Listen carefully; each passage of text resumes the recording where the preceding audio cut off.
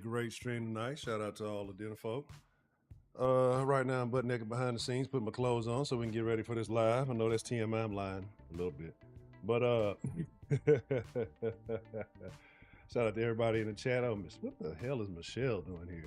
Jack Tripping motherfucking Pimp, Elsie Rose. How you doing this evening? Miss Bell Northern Style. I don't put sugar in my sweet tea. I got enough sugar in me. The lovely Miss K Grace, it's always good to see you. Y'all give me just un momento. I got receipts tonight. Somewhat prepared, still ain't prepared. All right, give me like 30, 40 seconds. We're gonna kick this thing off. Until then, listen to the intro music. I'll be right back.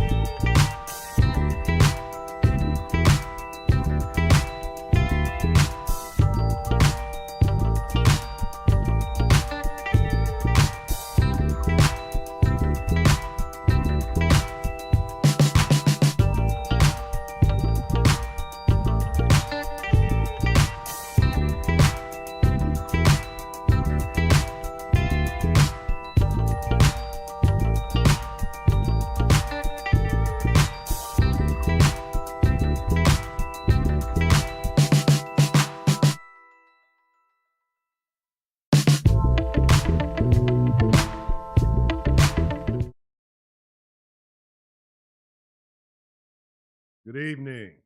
Good evening. Let me adjust the microphone here. It's gonna drop down anyway, but it looks good, right? It might look a little blurry. I don't know what's going on with the lighting right now, but so we're gonna definitely talk about it. Martin is my favorite show. Like I really had to do some thinking. Like it's favorite sitcom, right? So we're gonna get into that. So I'm highly offended. For those of you who don't know, welcome to the Den Show. The Den is a conversation, man. This conversation discussing everyday news, discussing everybody's nonsense, discussing everything normally. I don't know. It all sounds good, but we got a very interesting conversation, and I've kind of hinted at this the last couple of days, but I dove into it a little bit more because I didn't know who Ari Lennox was until 23 minutes before this stream, right? And people are like, oh, she's a singer, she's famous, and you know, I'm gonna play some clips for y'all. I'm gonna let y'all hear. Like, I'm not gonna spoil too much of it, and I'm gonna let you kind of make some decisions for yourself. I want to get better about providing you context, because sometimes I'll talk about things, you're like, Hunter, what the fuck are you talking about? We have no idea, and then y'all know I'll be all over the place. So let's show some love to the folks that's in the place, except for Michelle. And then we're going to get this party started. I'm going to show you, for those of you who may not be familiar with Martin, right? And I don't, you know, maybe some of you are, maybe some of you aren't. I got a couple little Martin clips so you can kind of have an understanding and idea of the back and forth that Martin and Pam used to have. Then I'm going to let you, Stroll World, what's the motherfucking deal? Welcome to the Den. Let me just shout out everybody. I kind of did a pre-shout out, but I ain't do a good shout out. Let's see. Michelle's here, yay. The lovely Miss Bell Northern Style. The lovely Miss K Grace is joining us. Elsie Rose joining us this evening. Jack Tripping motherfucking Pimp in the house. Always good to see you. Let me see.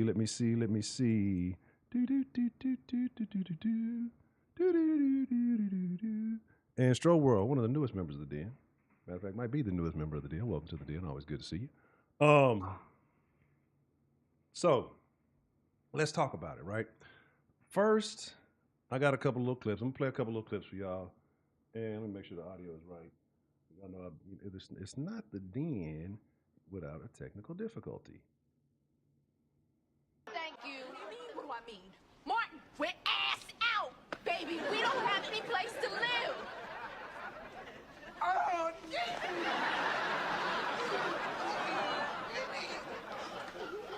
get over me. All right, you know, this is special that me and you could talk for once and not always cutting on each other. Word, Dap, word, straight up. dap. Okay? Definitely. Now I need you more than ever. Okay? For real? Yeah, baby. Need you to do what you do. What? Run men away.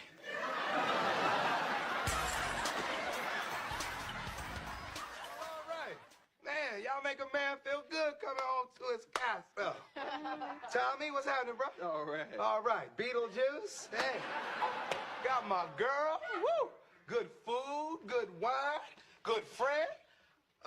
Give me a second, Pam. I think of some way to include you. Hey, what's happening? How are you? Girl, did you see me on Soul Beat? Yeah, how fly can one man be, huh? Baby, I don't think there's enough room in here for us and Martin's ego. Excuse me. Well, there's gonna be plenty of room as soon as you shed your winter fur, gentle Ben. Yeah, I said it. Okay, all right. Look, I said it. you know. See, I was just playing with you, okay? But you just got real. Now, you know I'm sensitive about my job. You didn't have to go there. Well, you know I'm sensitive about my buckshots. You didn't have to go there. Okay, but there's a big difference, all right? A good job is hard to come by. But they got dark and lovely on damn near every corner you have. Okay? Now, lube it down, BDB. Ain't no excuse. Lube it down. You always start. Tommy, go. Yo, you got Porsches. Whoa, you knew that. You know what I'm saying? Yeah. All right, Pam, you'll be there, too. I know Sorry, that. I mean, you have a saddle on your back, give my kid horsey rides. Well, thank you, Pam, for straightening that out for us. Now, what you need to do is go in the back and straighten out those buckshots in the back of your neck. Girl, your hair's so nappy, Wilson couldn't pick it.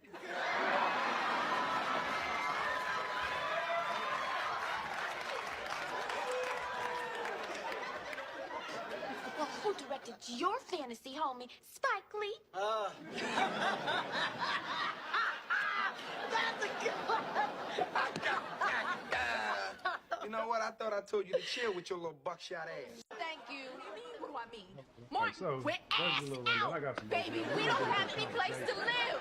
First, because, like I say, if you're not familiar, that's just that ain't even the best of Martin and Pam. But if you see what's going on, Pam dishes it just as much as Martin dishes it. It's a back and forth.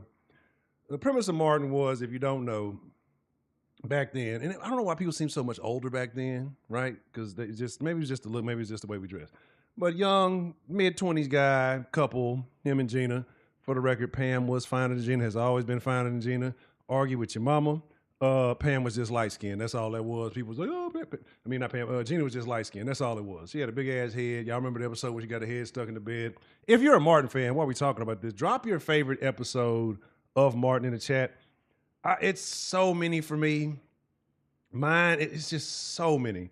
But one of my favorite episodes is when Martin and Pam teamed up and they beat the shit out that little rat thing. When they was on vacation at Chilligan's Island, I think it was called. They went to Chilligan's Island and that fucking rat, they beat the shit out that rat. Like, it's so many episodes. It's like they're so good because then you're gonna bring it. I mean, it's just it's just so many. But kind of getting back to it. Oh, the New Jack with the dog, man, look. And the dog fell and he goes, late, man, or sit, or whatever. See, the thing about Martin, what Martin did before a lot of shows, right? Because Martin was a trendsetter of a show, and you'll never have another show like it. The difference between Martin was a sitcom, but at the same time, it was kind of like sketch comedy. You know what I mean? And it was like that combination. It was that blend. And then he was Martin. Martin always dressed fly, had the fly kicks and all that stuff. You know what I'm saying? And it is what it is. And then Martin and Pam were in the era of Sanford and I was just thinking about her name earlier. I can't think about it. Sanford and drop a name in the chat. Y'all know who I'm talking about. Sanford with cockeyed fool or whatever she used to say. You know what I'm talking about. The old school chick. I can't think of it. And I just had her name in my head. Right, that's gone. Also, along with like George Jefferson and the Maid, like all of those, those were all classic. And the women did not, but half the time the women got the best of them. Honestly, if you really want to be honest about it, like the women got the best of them. A lot of short jokes, a lot of broke jokes, a lot of little shit like that. It was one of the page. Shout out to Delta Echo Golf. Who let you in? Where's your ID? but like in that same vein, right? Like to me, and don't get me wrong, Sanford was cool. Like they had some nice little shots, maybe a little older for my taste.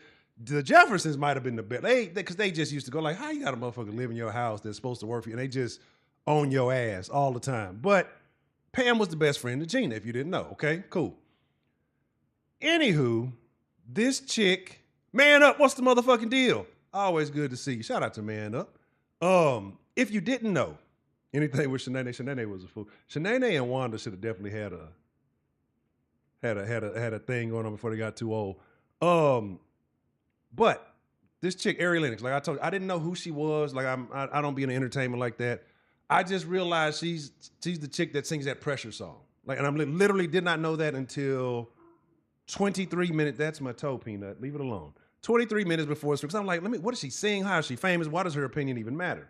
So I'm gonna let y'all hear what she said, and I'm going to tell you where she's wrong. You're like, well, it's her opinion. She could feel this way. Florence. That's who Florence and George used to be. They might have been the top tier, right? Like, Tina, I'm gonna kick you out. I don't like this is my toe. But anyway, I'm gonna let you hear what she said, right? And then I'm gonna tell you why she's wrong. You're like, well, people are entitled to their opinions. You know, it's how she felt. I'm gonna tell you why she's being disingenuous. I'm gonna show you exactly why she's lying about what she's saying. And then I'm also tell you, I don't know how old she is. I'm gonna look it up while we're listening to this. I'm gonna tell like Martin hasn't been on for almost 30 fucking years. Why is this even a conversation? It must be a slow news, but you got tsunamis, you got racist dead people, you got all kind of other shit going on. And before it's over, we're also gonna talk about Shannon Sharp and a second lawsuit that is coming about, and this time it ain't even nothing. We're gonna have a great stream tonight, and I'm gonna take some calls. But let's get into it. Let me play this for y'all. I'm gonna let y'all listen to what she says, and I'm gonna tell you why I believe she's truly being disingenuous. I'm gonna be beating Peanut in the background because he is fucking my toe up right now. I'm trying to be stable about it, but these little sharp teeth are no joke. So I'm gonna let y'all watch this, and I'm gonna beat my dog. The thing that pissed me off about Martin was how much he would go on Pam. Like, I know, like, and this is coming from a girl who I love me a good, like, joking ass movie. And even when the joking movie is like, damn, like, that was fucked up. Like, you know, I'm not like too woke or something is what I'm trying to say. Like, I'm honestly not, I'm problematic. I'm pretty problematic, low key. But my point is that there are some things where I draw the line and it just bothered me. Or like, I don't know. It's like Pam was so fucking beautiful and so fine. And I just feel like growing up as a chocolate girl, like, I don't even know if I was able to understand the greatness of Pam because of the light that I feel like I was being fed. You know what I'm saying? Like, of just like always going on Pam, always, like, that's all I remember. And I didn't like that. But like, so I feel conflicted because while I feel like the show is incredible and I feel like Martin is a legendary show and all of the actors and Tommy and like everybody, like legendary, amazing, like I adore them all. Like, you have no idea. And I adore Martin. Like, I adore him. It just would piss me off. Like the joking on Pam. I just didn't like that, you know, like I'll always kind of feel a way about that. Like, the thing that pissed me off about Martin was how much he would go on Pam. Like, I know. Like I have no point. Like I have nothing really to talk about because my personality must be very dim. Let's be honest here, right? And I'm going to say some things. If you've been in the den for a while, you're going to know it's not going to be anything new or upsetting to you because you know my personality. And I mean no harm. Unless you take it offensively, then, well, I guess I did my job. Ari Lennox, Gina's man, Broderick, how are you even mad? You know what, Michelle? I'm starting to believe you're a liberal. You're one of those liberal white women. I'm not going to let you talk about my black sisterhood like this. Because here's the thing. Ari Lennox is not mad about Martin going in on Pam because of her skin tone. That's a dark girl. That's the biggest crock of bullshit. I would pay money for someone to find me a jokey joke, a little jokey joke, where Martin, I keep forgetting the camera's up here. I'm looking at this other camera. I would pay money for somebody to find me a little, Peanut, god damn it, man. Look, I'm gonna kick you out again. You finna get punished again. But I would pay money for somebody to find a jokey joke from the Martin show. Vince, what's the motherfucking deal? Broderick, you're here. Broderick and Michelle like the opposite but same version of each other. But good to see you either way. I would pay money to see a little jokey joke about Pam's skin tone. Somebody tried to say the Dark and Lovely. Dark and Lovely was a perm or some hair stuff, if I'm not mistaken, right? So that has nothing to do with her skin tone, right? And he's a fat ass, so his name should have been Fat P or something.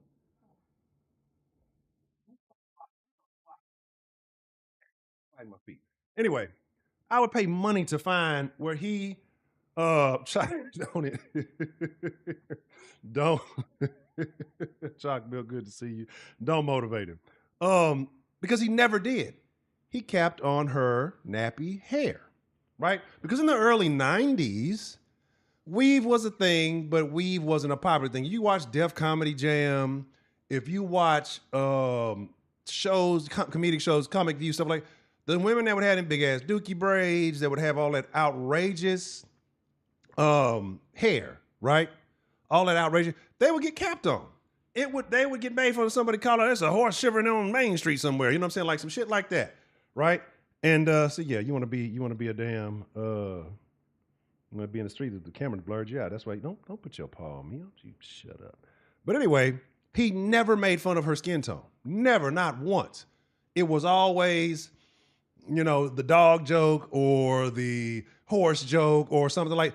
It was the premise of best friend. Like, I mean, think about it. When if you're a dude or your chick and your significant other has a best friend, there tends to be joking back and forth, right? Because you have mutual love for the same person. Sometimes you're jockeying for position. It's not always out of malice. Sometimes it's out of good-natured fun, right? But when it came down to it, Martin showed Pam love when it was necessary. Few and far between, but when it came down to it, remember when she hurt her ankle or whatever, Martin went and took care of it, but he was trying to go watch the basketball game? Or when Pam, he was faking the funk though, when Pam got married to the rich old motherfucker, you know what I'm saying? And he was trying to get to the Pistons games, the Pistons season tickets or whatever. Stop. Go get your toy, man. Go, you got toys in the thing over here. Here, go to sleep. But anyway, it was never that. It was never, not once, not ever. So I'm going to show you some. I'm going to read you something from the words of, or from Pam herself, right? And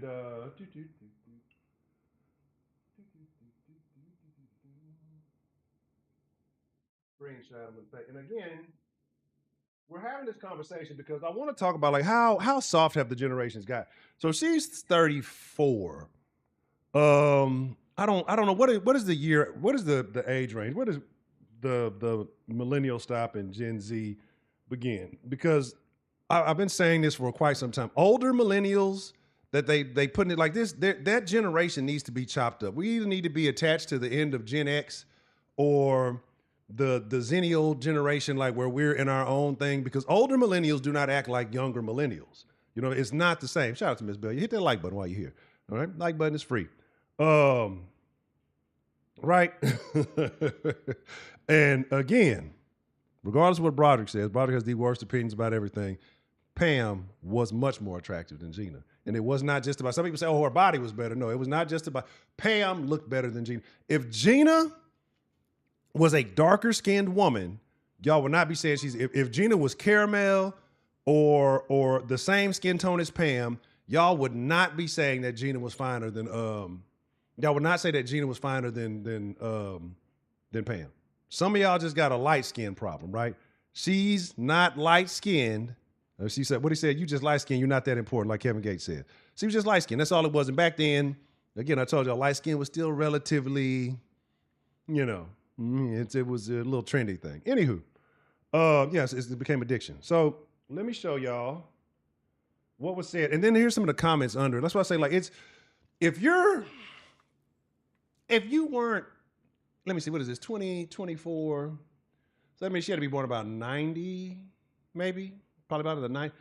She was like 5 or 6 fucking years old when Martin, she don't comprehend what the fuck was going on.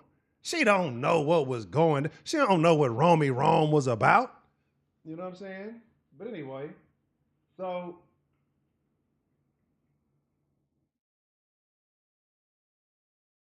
this is what people are saying, right? Let me make sure I have the other one. I think I might not. I don't know if I saved the other clip that I had with about what's her name saying.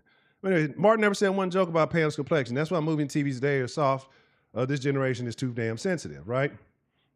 The reaction people are having to Ari Lennox saying about Martin is absolutely how it is to be a dark skin.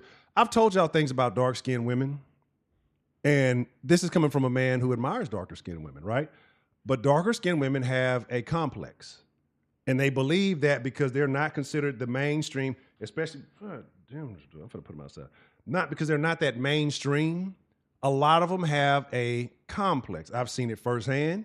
I've seen it with darker skinned women that I've been with. I've seen it versus lighter skinned women I've been with. Lighter skinned women I've been with have said that they used to get bullied by darker skinned women. And again, only because of their skin tone, right? Nothing else. Darker skinned women I've seen complain about not being what people view to be the American standard of beauty. They feel a certain way. But the thing about it is, and I've seen it. All right, Doug, you go out. Come on, get out. Get out.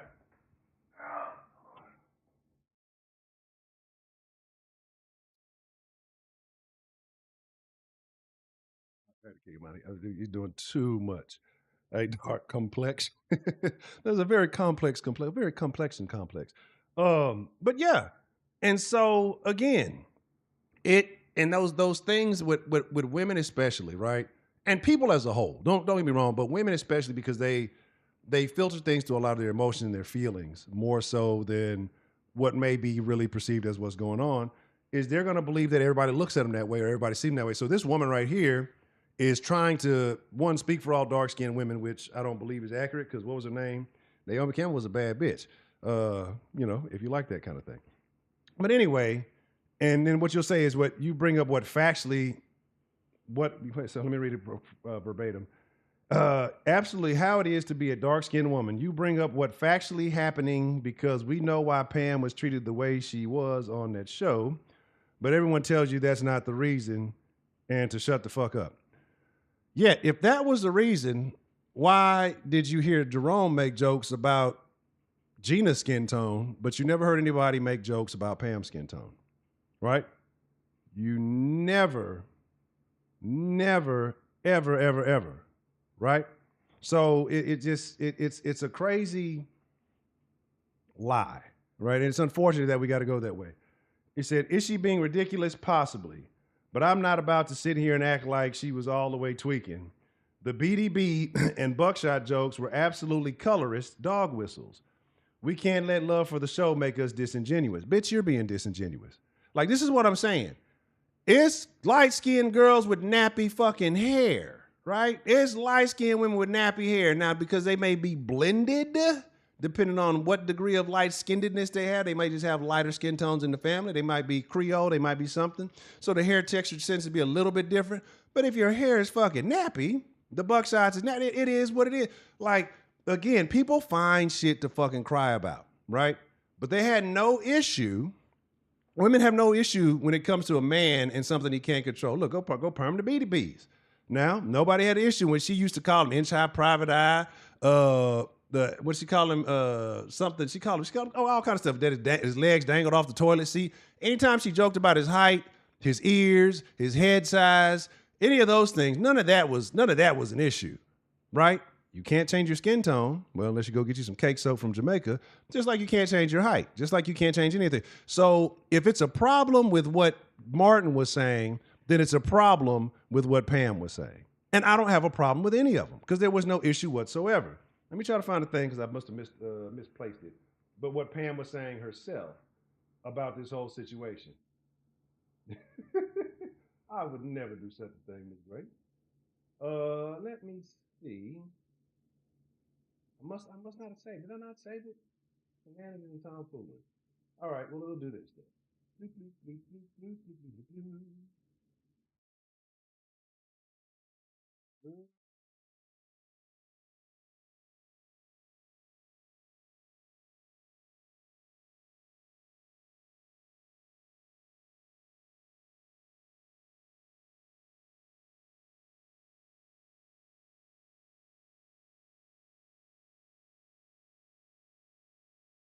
So, let me run down for you. Just kind of give y'all a rundown of what's being said, the nonsense and the tomfoolery. What did I tell you? It was not an issue. It's not an issue with the skin tone, right? It's not an issue with the skin tone. How can it be? How can you be embracing your skin when you put on shades of makeup that are way too light? You go and you put this blonde shit. Like, y'all know how I feel about the black and blonde. Look, not blacks on blondes. That's adult educational entertainment. That's a whole different thing. That's the stuff Michelle be watching.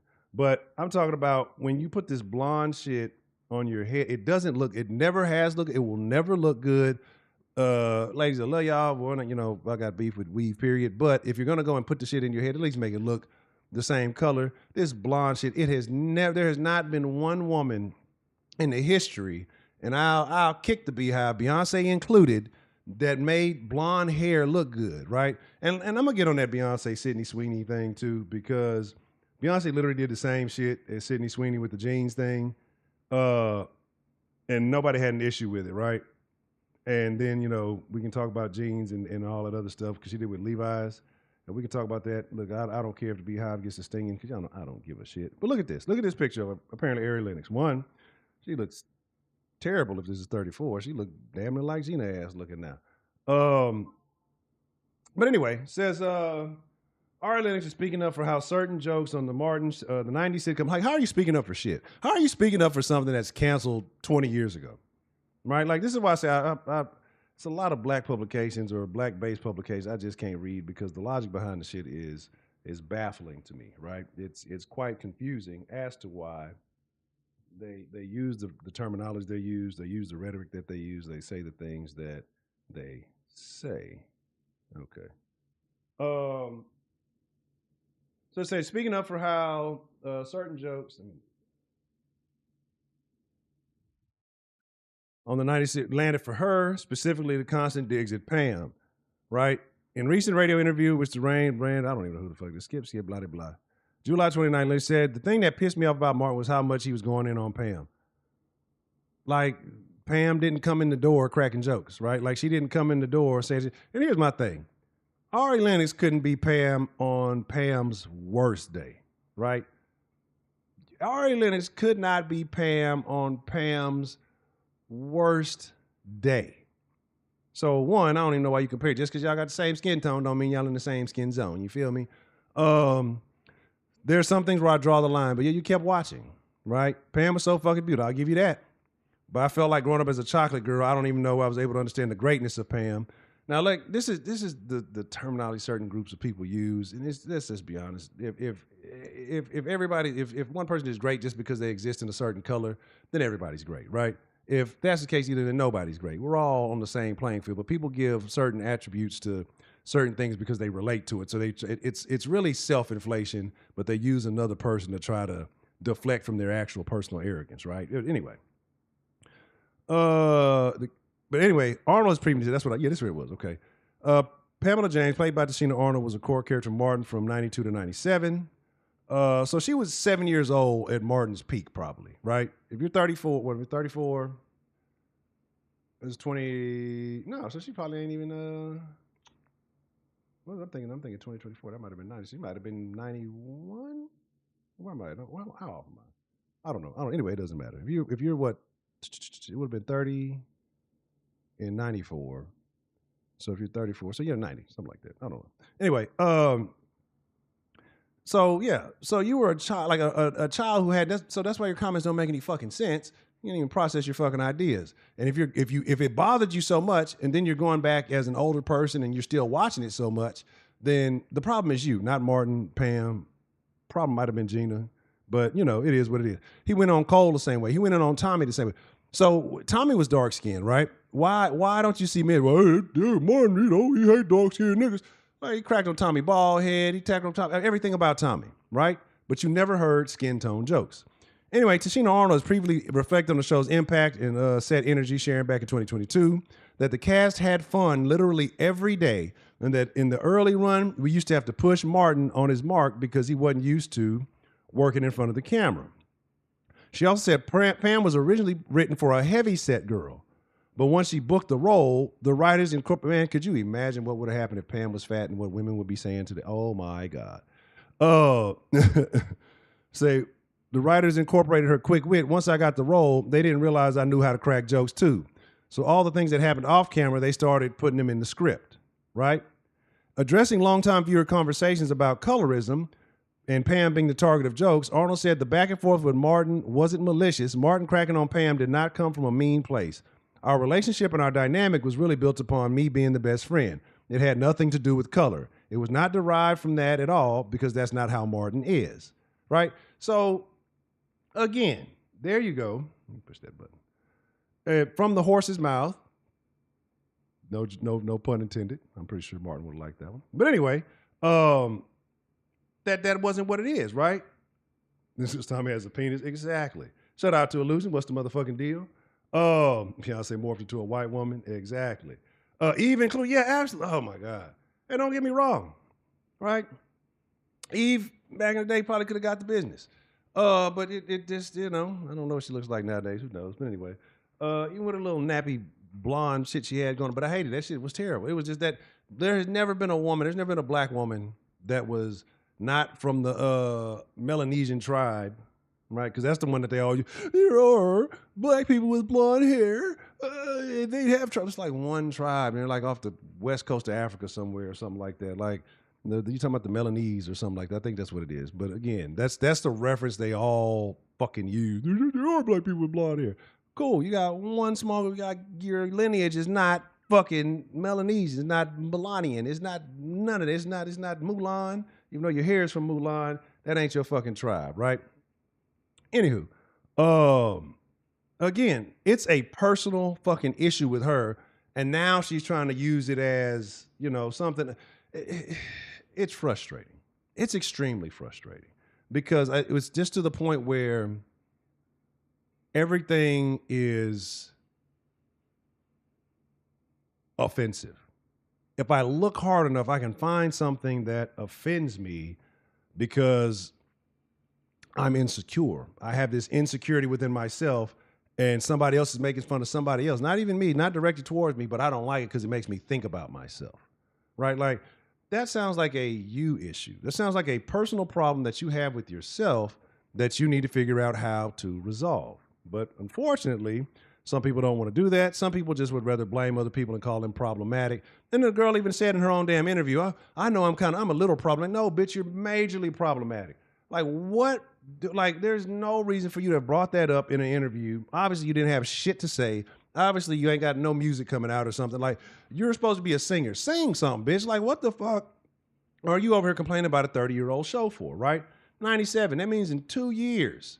In 2 years, so it's 28 years since the show's been on the fucking air. In 2 years, this show will be fucking 30 years. Like, what did it just ingrain in the self-hate within you so deep? Even though you never heard him say anything about color, you've heard the woman who played the role say that it was never about color because she knows the man personally behind the show and he would never do that. But yet somehow, some way, you made it that way. You have women who are co-signing, talking about, yeah, that's exactly what it was. Because BDBs, I hate the word dog. Anything can be a fucking dog whistle, right? Anything can be a dog whistle. You know what people who are really saying these things, if you want to call them racist, if you want to call them dog whistles, when you show that you're fucking insecure about it, and you show that's what they thrive on, right? When you stand bold in the firm of your insecure that you shouldn't even fucking have, those things don't work on those people, right? That's the issue. That's the problem. So it's only an issue because you made it so. I was talking to St. Louis. Some of y'all know St. Louis. Some of y'all don't. He sent me something earlier, and it was about black people and watermelon, right? That'll never be a trigger for me, ever. You could call me the most watermelon and eating this motherfucker. I love water. It tastes fucking great, right? Well, when it's sweet, don't be eating that seedless shit. It's questionable. You're going to make fun of somebody or you're going to be offended because somebody says you like to eat fruit? That triggers you? I don't give a fuck. Like, what? How is that? Look at you eating that fruit. And that's the problem with people. People don't know how to be comfortable with themselves. And it's like the insecurity that people have. Fried chicken too. Fuck yeah, I don't give a fuck. I mean, I'll eat fried chicken in public on a park bench. I don't give a fuck what you say. Right? Like it's they're like, I don't care. February, shit, I'm offended. I'm more offended that it's February's Black History Month than the racist epithets and things that people say. Like, if you're gonna give us some kind of I don't even give us. I'm disassociating from my black card got turned in. If you're gonna give a month, shit, give a month at least with like 31 days.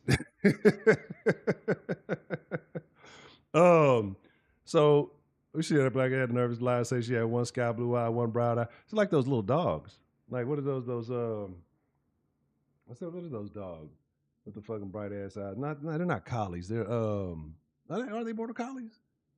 Or it's a kind of border collie. It's the little ones. They have usually have like gray with the speckle fur. I can't think of what they're called. They're very awesome. I should have got one of those instead of Peanut. They're awesome dogs. Don't let Peanut hear that. He'll cry about it. But none of that shit matters. Like people got to do that, what they call the shadow work, the deep work, the work. And so like, figure out your own issues, learn how to laugh at your fucking self, and then move forward. Like if you're upset because people are saying things about you, either fix that problem or learn that, hey, I got to live with it and I got to deal with it. I don't give a damn. Just stop giving people your power.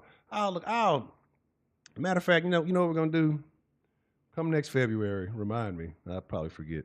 I'm going to have a watermelon and chicken eating stream. It's going to be the most self-racist shit you ever seen, right? Oxtail, shit. See, that's what I'm mad about.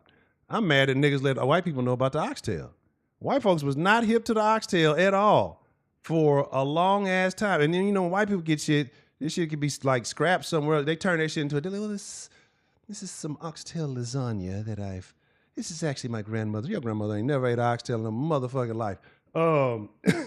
And when they start letting mainstream white people know the oxtail is delicious, right? Now that shit is sky high. It's so fucking expensive. Now you can't enjoy it. Now you complain about it. That's what you get for inviting everybody to the goddamn cookout, right? The cookout is closed. Gatekeep stuff. Don't tell people if you're from Houston, stop telling where all the good Houston spots are. Like all of this stuff is like, it's okay to be exclusive. Quit wanting to include everybody and everything. I don't want to include nobody, nothing. All the people I'm including is the den folk. But y'all better not be going out and telling everybody else all the other shit. And then now we got people in here that don't need to be in here. Unless you find the den folk, the den on your own, I guess I don't know. Anyway, but that's my thoughts on that. But before we open up the line, I just want to talk about another thing real quick, right? And don't, like sometimes I use the service, like, sometimes you don't want to go shopping, right? And you get the little people to shop for you, right? No, when you're like, go buy your own meat, right? Go buy your own meat. No, you got banned. You're banned. This nigga's pushing shit up under the door. What are you doing? You pushing shit under the door for real? This motherfucker's weird. Don't let him shop for you, right? As one time, I had like a little pickup order. I made it. Did they deliver it or pick? I can't remember. And it was from I want to say it was from HEB. I want to say it was an HEB order, right? Because when you find somebody with the stamp plug, like I know I be talking about welfare people and all that to get us shit, but you got to have one or two in you because food is so expensive. I'd rather pay the food stamp plug and get the hookup, right? And you get double your money's worth because shit is so expensive nowadays, right? I'm all about economics, and that's why I say, look, at this point, it's not about it's about right or wrong. There's morally right or wrong things, but anything that's playing against us, I don't give a fuck about it. Like, you got to thrive in this economy. So, yeah, but they gave the shittiest pack of like, it was like 4 or 5 big ass oxtails in the pack, and the rest of them were little hoe ass ox, like little. These weren't even real ox. They were just some otails. They weren't even ox. You know what I'm saying? These were premature ox. These were prepubescent oxes. Like, I don't know where them tails came. It was the smallest fucking oxtails I ever saw. Like, it was a disgrace. But it is what it is, right? So that's why you got to go pick out your own shit, or better yet, really go to a meat market. You want to get the best deals, go to the meat market, and do that. That's the thing. It's support small business. Like, that's what we need to be doing. We need to go back to supporting more small business. Anyway, I mentioned that there was a second Shannon Sharpe lawsuit, right? So some of y'all told me if Shannon Sharpe would have got him an old black woman, he wouldn't have that problem. First, certain women were saying he needed an older woman. Other women were saying if it was a black woman. Well, Shannon Sharpe is being sued by an older black woman.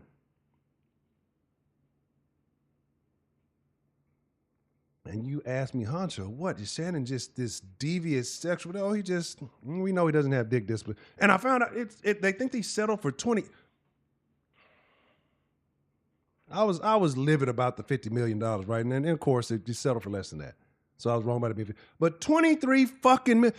Again, that bitch wasn't selling $50 million worth of coochie. She was never going to sell $23 million worth of coochie. If she was giving deals and discounts and taking double the dick, she wasn't going to ever sell $23 million worth of coochie, OnlyFans, and none of that shit ever, right? Never.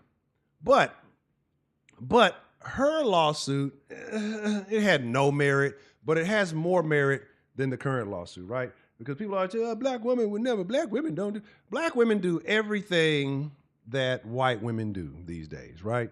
It's just they didn't do certain things back in the day, but black women always trend towards the white women habit. Like Lululemon. Back in the day, black women were not wearing Lululemon. One, because Lululemon did not make black women suitable sizes. And the maker of Lululemon deliberately did that. Like, I think it stopped at like a large. It wasn't making XL sizes. He wanted it to be exclusive. It was for white women who were working out at home, housewives, while their husbands were at work taking care of them, and they had nannies and kids. That was the exclusivity. Now you got, and then they start making XL and 2XL. Now you got big black bitches twerking in the Lululemon store, getting shot over Lululemon, dying and shit, falling out, fighting, and making raggedy ass songs about the shit. Now it's no longer so white women ain't wearing Lulu. And then Lulu was like a white woman thing for years, probably for a significant amount of time. But what happened? Oh, now we can do what they're doing. Now we want it, right? Man, we've been talking about it. Wink, what's the motherfucking deal? What you looking like tomorrow? Let me know what you looking like tomorrow. Dre, what's the motherfucking deal? What? I just look. Hold on. What? Hold on. We talking about the same. Hold on.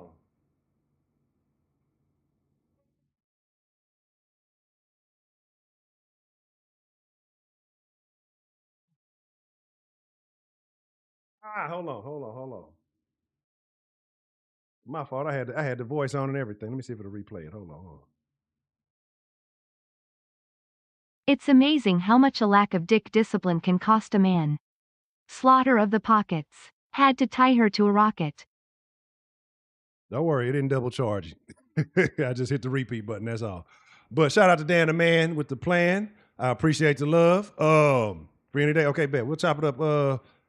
Thinking maybe after the stream, I'm gonna hit you on the Discord. I know I've been saying I'm gonna do it, but I'm gonna hit you after Discord today. Because like I said, I've been talking about it in here, but I ain't never got with you.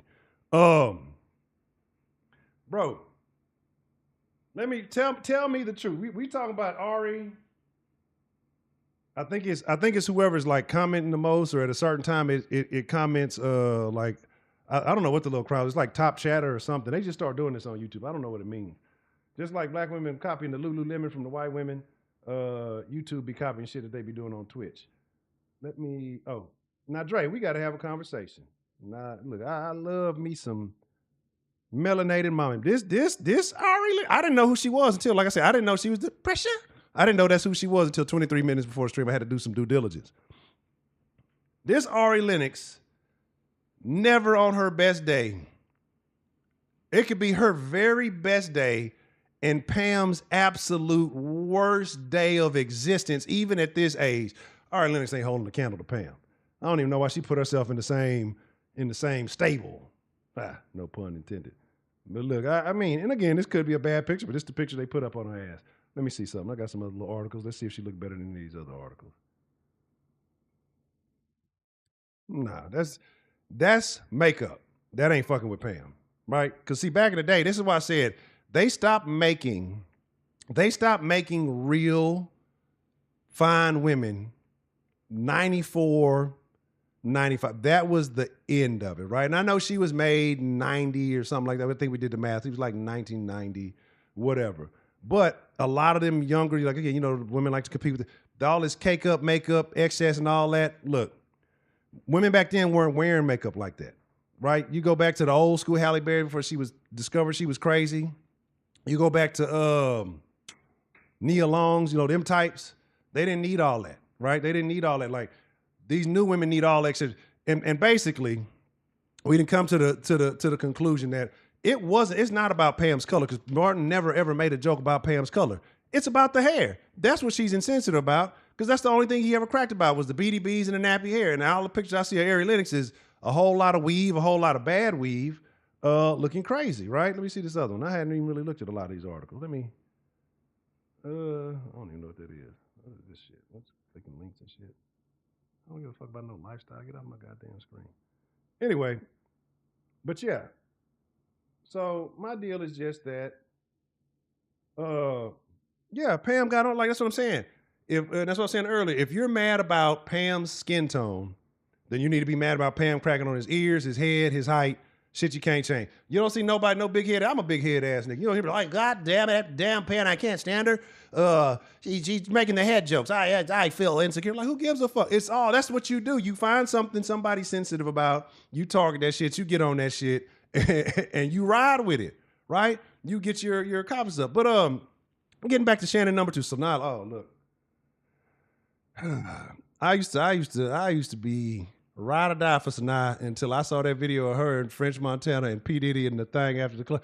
I'm surprised that ain't come up in a lawsuit. Like, that's what I knew was some weird shit going on. This was before the RICO. This was before all that shit. Sanaa was definitely Diddy party, right? Like, definitely Diddy party. And like I was saying earlier too, niggas back then was hype on Gina. Gina had a big head. Gina was just light skinned. That's all. Gina was not better than Pam. Gina was just light skinned. But Shannon Sharp, lawsuit number 2, right? Y'all told me black women don't do this. Y'all told me black women, the older black women, wouldn't do the things to Shannon that the young white girl did, the overcost of coochie. Man, 23 minutes. I'll fight Shannon Sharp. Like, I'm so disappointed because, like, if there's like a top tricking award, Shannon might have that shit right now. And you know, and I know it's tricking. That significant amount was not of his own will, but he played himself. Like, the first time you saw the message in the bitch said, I want you to put a big black baby in me. Like, nigga, you should have cut off all communication, right? All communication. Now you done lost $23 million. You done paid this bitch $23 fucking million. Oh my God.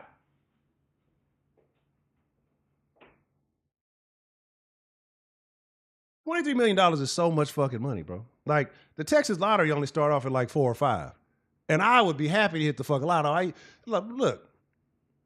Yeah, it's 23. 23 is the number. I got an article I'm gonna pull up here in just a sec. $23 fucking million, man. $23 million. That bitch he's probably fucking that hoe. He's probably like, give me that nigger dick shit. And now she probably was telling that nigga all kinds of shit. He probably was loving that shit. Oh, goofy nigga. And I'm not a big Shannon fan, but I would hate to see any nigga lose $23 million behind some subpar coochie. I know it wasn't. If she was slanging that shit on OnlyFans and didn't already previously have a sugar daddy, that was subpar coochie, right? Bitch was not that bad. She was not that. That's not a $23 million bitch, right? Certified setup. Big black bitch, come on.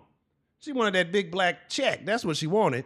The BBC, the big black check, nigga. That's what the fuck she wanted. Come on, man.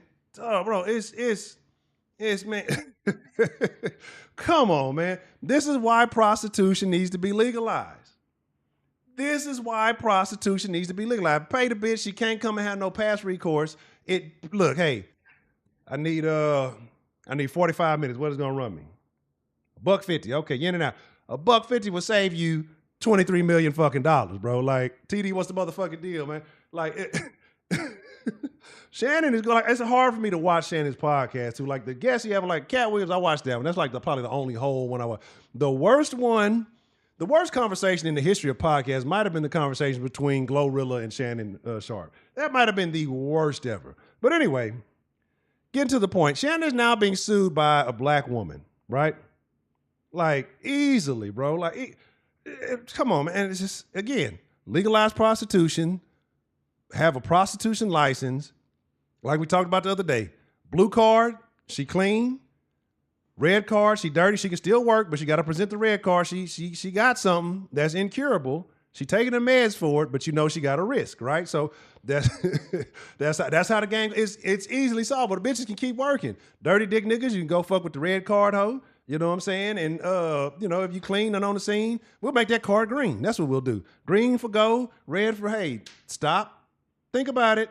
You know what I mean? And then you keep it moving. So, anywho, I'm gonna show you why and who is suing Shannon Sharp, and I believe obviously because of some things that took place. And I'm just gonna play the video for you.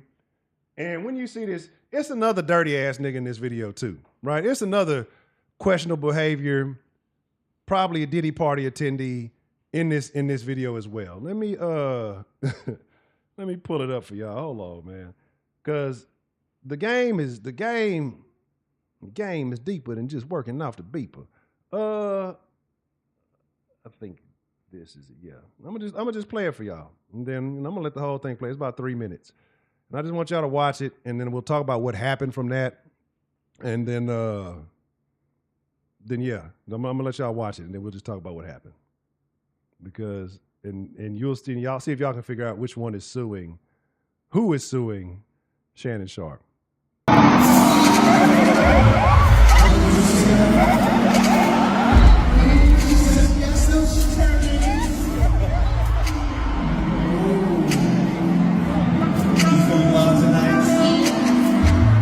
Great tonight. Well, can I make you feel better? It's my birthday. You retired? You flew from Chicago to be here tonight. And this is a celebratory moment for you because you retired. You deserve this love. You deserve this love. Come here, baby.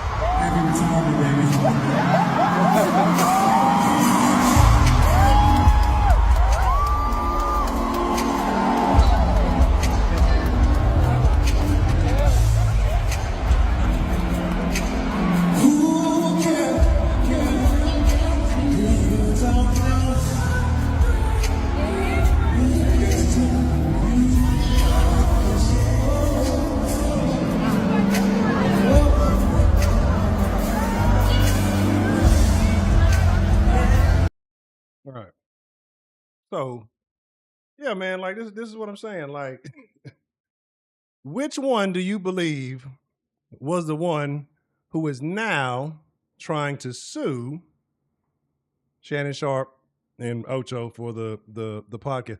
And would you like to guess the amount that she's attempting to sue for?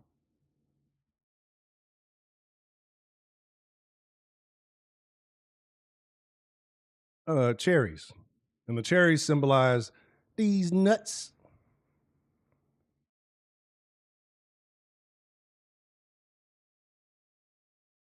Right? Hey, Teddy Pendergrass, man. Teddy Pendergrass was a menace. Teddy Pendergrass, that nigga was making out with the bitch in front of that nigga. That nigga, I saw one, he kissed 2 or 3 different hoes on the stage, had him come up and sing the song. They sung terribly. Then he kissed them. And then he asked me, "Hey, who you here with?" "I'm here with my boyfriend. I'm here with my whatever. And then, like, the motherfucker kissing on the bitch and then go back and sit down with, like, I would beat my bitch in the middle of the concert. Like, what? Tiger uppercuts, yoga flames. It's going to be all kind of shit going down. The concert is over. Anybody remaining in their seats finna get their ass whooped. What? You not, nigga. And I don't condone beating, a little slap check. I don't condone beating bitches. You know what I'm saying? Like, we need to bring like the 40, 50 little pop, put them across the knee with the belt, that type of shit. See, the niggas in the 40s and 50s ain't had these problems. But let the man look. I took my bitch to a Teddy Pendergrass concert and that type, man, I'd still be locked up. Anywho. Tiger. But let's see. I'm gonna pull this up for y'all. Let's read it together because I don't even think I read the whole thing all the way myself. But I believe it's in the vicinity of 20, if not 20-something million. Right? Yeah, I got the thing to the article that's talking about the 20 million. 20 million. Shannon Sharp, Chad Ocho single sued for 20 million by viral Usher concert. Bitch, whoever you was marrying, you wasn't finna see 20 M's, right? And if anything, you played yourself. You got put in a situation, and y'all know how a lot of this shit goes, right? A lot of this shit is these people get these videos and they'll put misleading and false titles. God damn it, Peanut.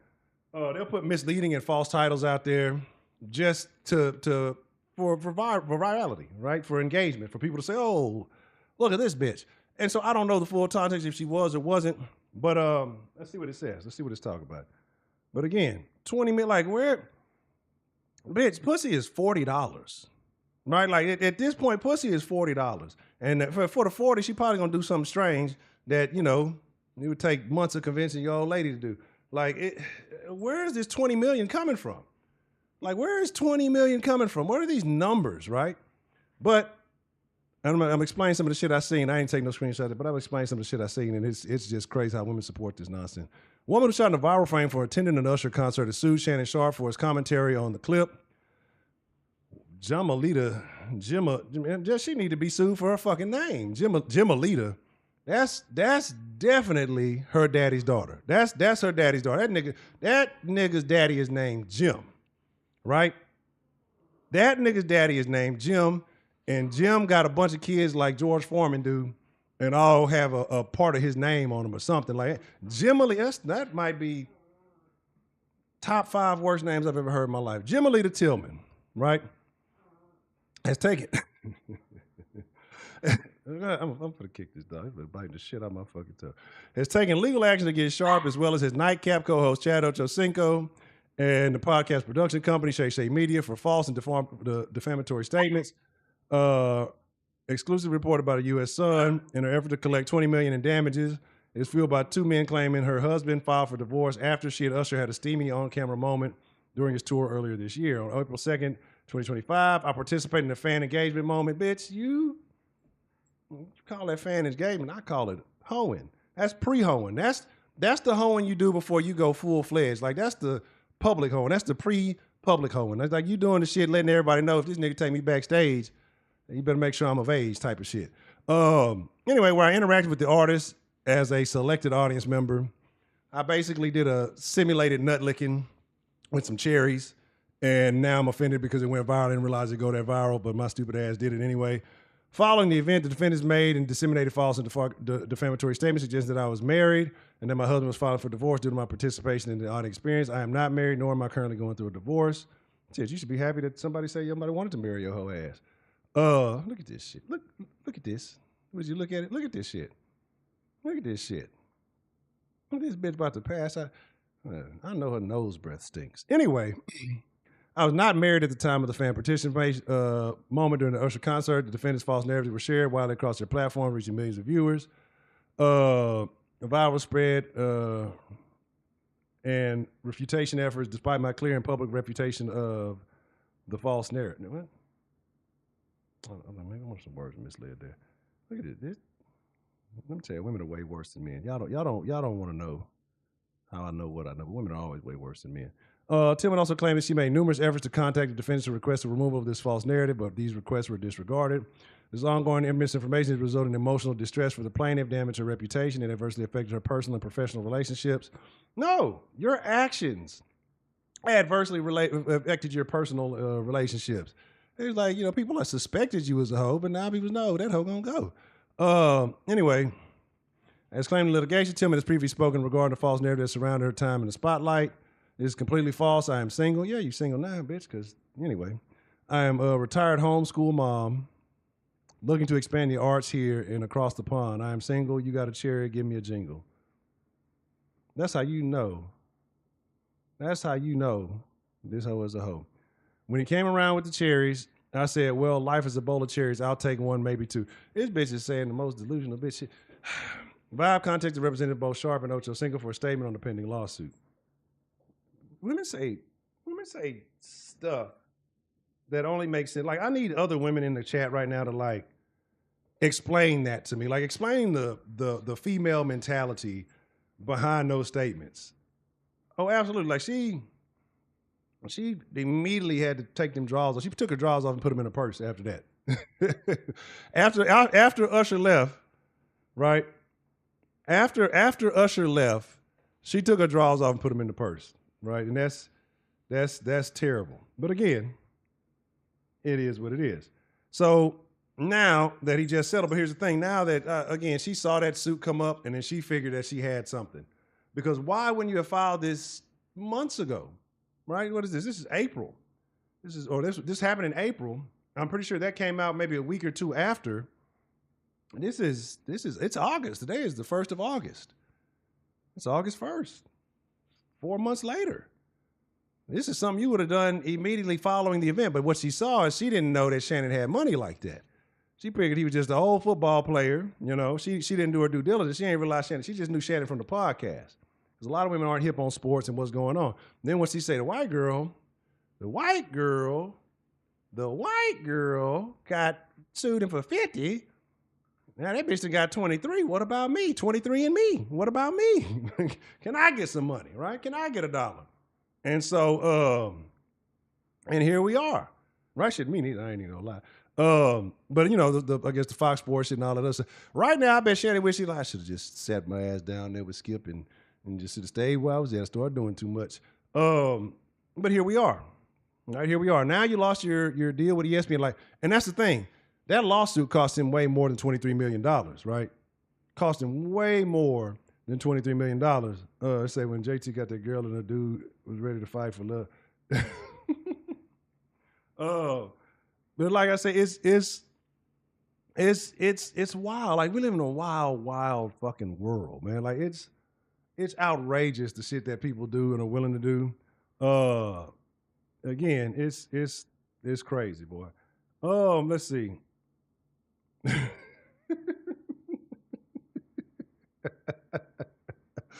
But let's this. Let me see. Let me make sure. I said there was something else I want to talk about. I think I covered all other things. For those of you who are not here, let me see. I talked about that.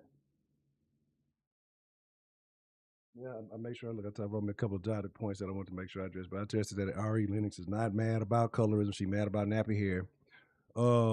Shannon Shannon is the L of 2025. And number 2, I don't know how many of you people are social media users who like to scroll. Like I like to in my downtime watch reels, and I'd be on a TikTok trying to find all kind of esoteric weird shit. Jet 2 Holiday is retired. Jet 2 Holiday is done. Look. Oh, you can save a family of 4, save 50. I'm tired of hearing the Jet 2 Holiday. Like it's done. I'm calling the police on anybody who posts a new post with that goddamn Jet 2 Holiday sound. The Jet 2 Holiday is worse than the fucking than What the Helly, right? Than What the Helly. It's going too far. Like it's going too far. Oh, it sounds like a Jet 2 Holiday. Now for a family of 4, that's up to $2,000. Like, I'm done. They took the What the Helly and milked it and What the Bumbleclyde and then changed all this shit. Now people doing the Baltimore version. They doing the Louisiana version. It sounds like a Jet 2 Holiday. Like, they're doing, y'all niggas doing, motherfucker, the internet is, like, it used to be creative. Now they killing Peanut. Oh, my God.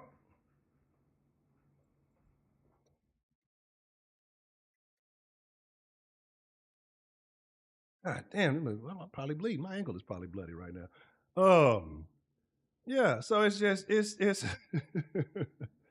oh man. Don't even get me started on that.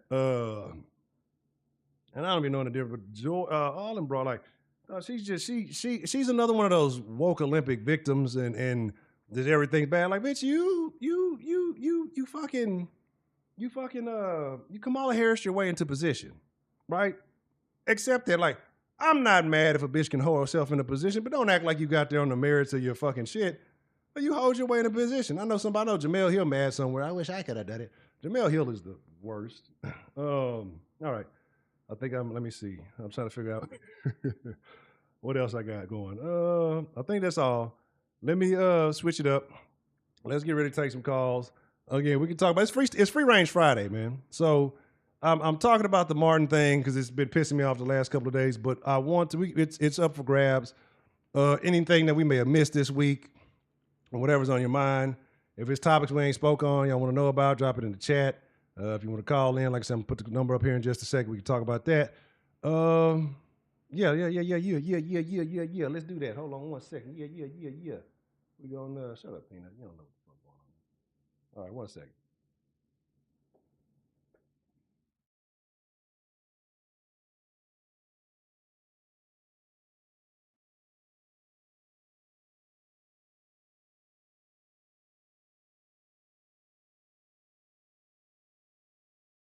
All right, cool.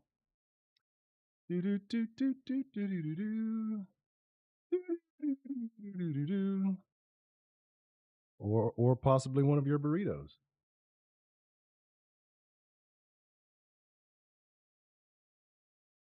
They would smash and play the places. Now, Michael who? Shout out to Big M. Good to see you, man. Michael who? I don't even remember that one. Oh, you talking about the dude who used to be right next, like the little kind of light skinned dude that used to be right there? Oh man. I know what you're talking about. Oh, my bad. I don't even got the phone up. My bad. Let me get the phone up and all that other shit. I gotta give me just a second. I was taking some of my own advice. I'm getting ready to convert everything over from Windows to Linux. So there may be some things that do work, some things that don't work, because it's gonna be real interesting soon. See how that goes. Any of y'all folk with that GTA role play shit? I've been looking at it. I've been tempted to try it out because that shit looks like it's fun. I know it's probably not as popular as it used to be. Everybody waiting on that GTA 6. But that shit be looking fun. I be seeing little clips of that shit. Oh fuck! I be seeing little clips of that shit, and that shit looks quite entertaining, right? Let me see.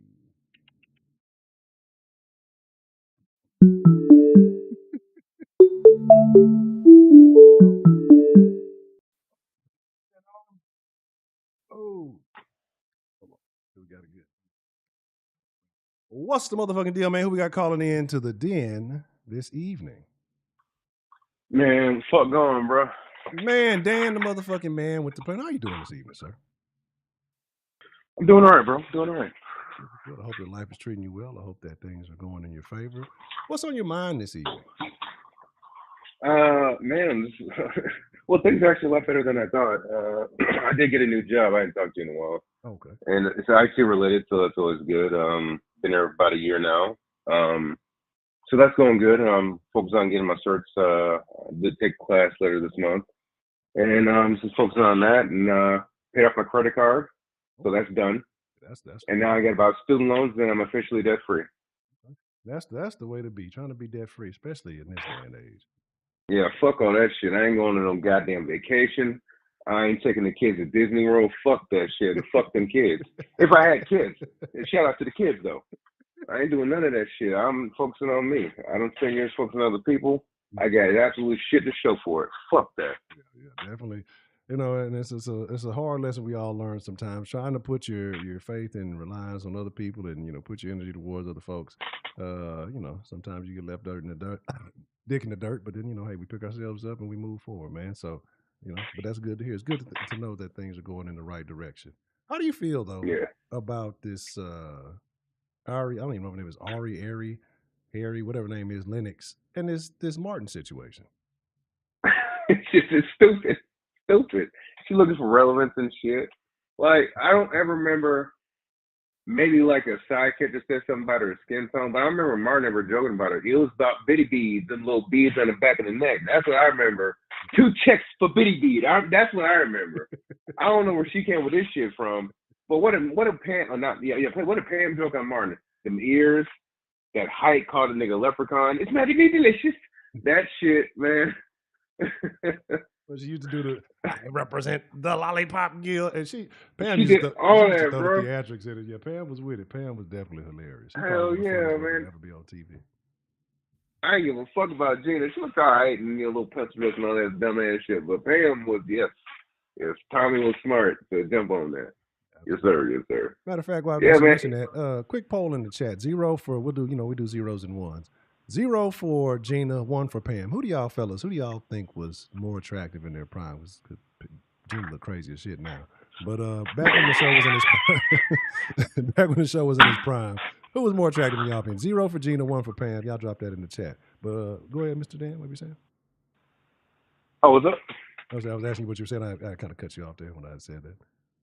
Oh, no, you good, man. I'm just saying, yeah, man, Pam, yeah, bro. And this artist, I don't know who this person is.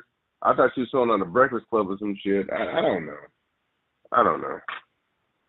But I think she's looking for relevance and going after somebody after the show's been off the air for fucking 25, 30 years. I think there's more relevant topics you can attack in terms of colorism, Yeah, and that's the thing. Because again, I don't know if you know the song. I didn't know who she was either. Like I said, literally, and I had to look at the time that I discovered because I said I'm going to make sure I mention this. 23 minutes before the stream, I had no idea who she was, and she's the chick that sings the Pressure song. That little pressure, something pressure, and you keep playing in the background.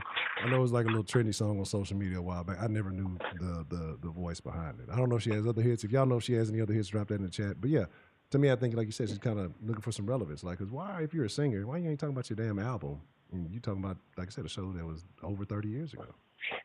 Man, I guess that's a safe target. I guess. I mean, I don't know. Martin ain't roasting people like he used to when he was hosting Def Jam. So he's chilling. I guess. I honestly don't know, man. It's shit crazy, but I don't. Do you think that people as a whole are getting softer? Like, is it individually, or do you think that we're just focusing on people who kind of voice like squeaky wheel gets the grease, or do you think that these generations, as we progress into the future, are getting softer and softer?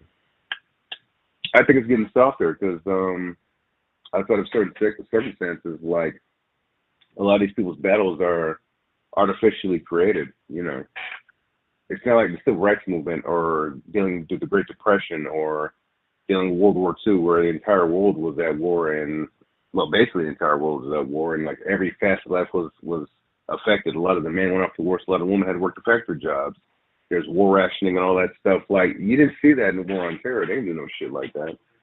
I think people end up making their own battles to fight, but that's just what I see in Western civilization. And say a place like Thailand or something like that, where there's definitely a lot of third world shit going on.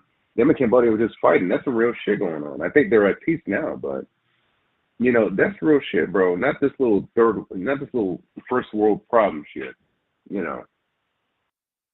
Go have to walk, 3 miles to go get some water for your neighboring village. That's a problem. This shit, that's bullshit, dude. I think if we had to do that, it would definitely fix a lot of the weight issues in this Oh, country. yep. I was about to say that. Yeah, man, shit. It is crazy, bro. Miss Grace over there But roasting Broderick like Pam used to roast Martin. Oh, damn, come on, man. Not my brother Broderick now. Chill off that man. Chill off the brother, man. Come on, Miss Grace. But about the Shannon Sharp thing, like, what do you think about Shannon? His lack of dick discipline and all these problems that it's caused, and even in this newest problem, it's not necessarily his fault. But do you think there's any merit to what this woman is claiming, and do you think she has a case? The new woman suing. Well, the fact that it was recorded and it was at a public venue. I feel it's like in the privacy of home that might be a different thing, but it just matters in what state. This is obviously a civil lawsuit, like that mid-grade OF model. Notice she didn't do criminal charges. Now, I'll say the chick that accused Jonathan Majors, at least there were some criminal charges filed, but then he went to civil.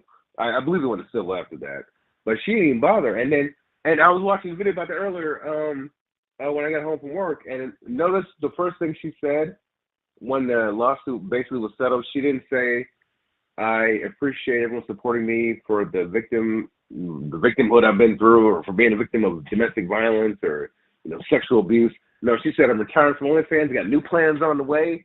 How at you, girl? Got that bag and run." That's what she did, bro. Nigga, you set yourself up for failure, bro. And here's the thing. Now, it could happen to any woman. It could have been an old black woman. Monique could have set the nigga up and given the right opportunity. Yeah. And she's talking all that shit. But I agree with what Monique said.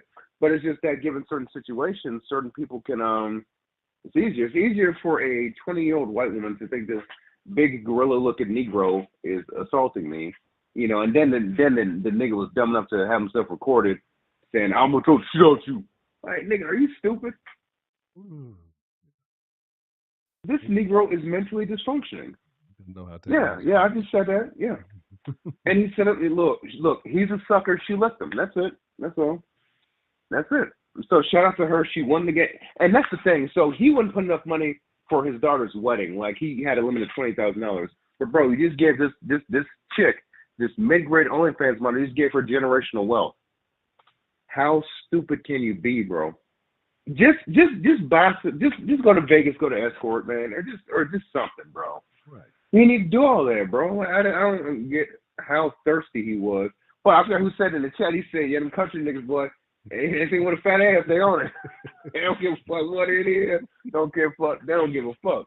Big dummy, yes, man, Miss Chris. Big ass, thirsty ass dummy, stupid ass dummy, and he's fucking up Ocho Cinco money too, man. I assume there's profit sharing at the Shay Shay podcast. Well, you can't share no profits at Boost Mobile and say, "Fuck y'all." You know what I'm saying? It's shit crazy, bro. Left him? Did he?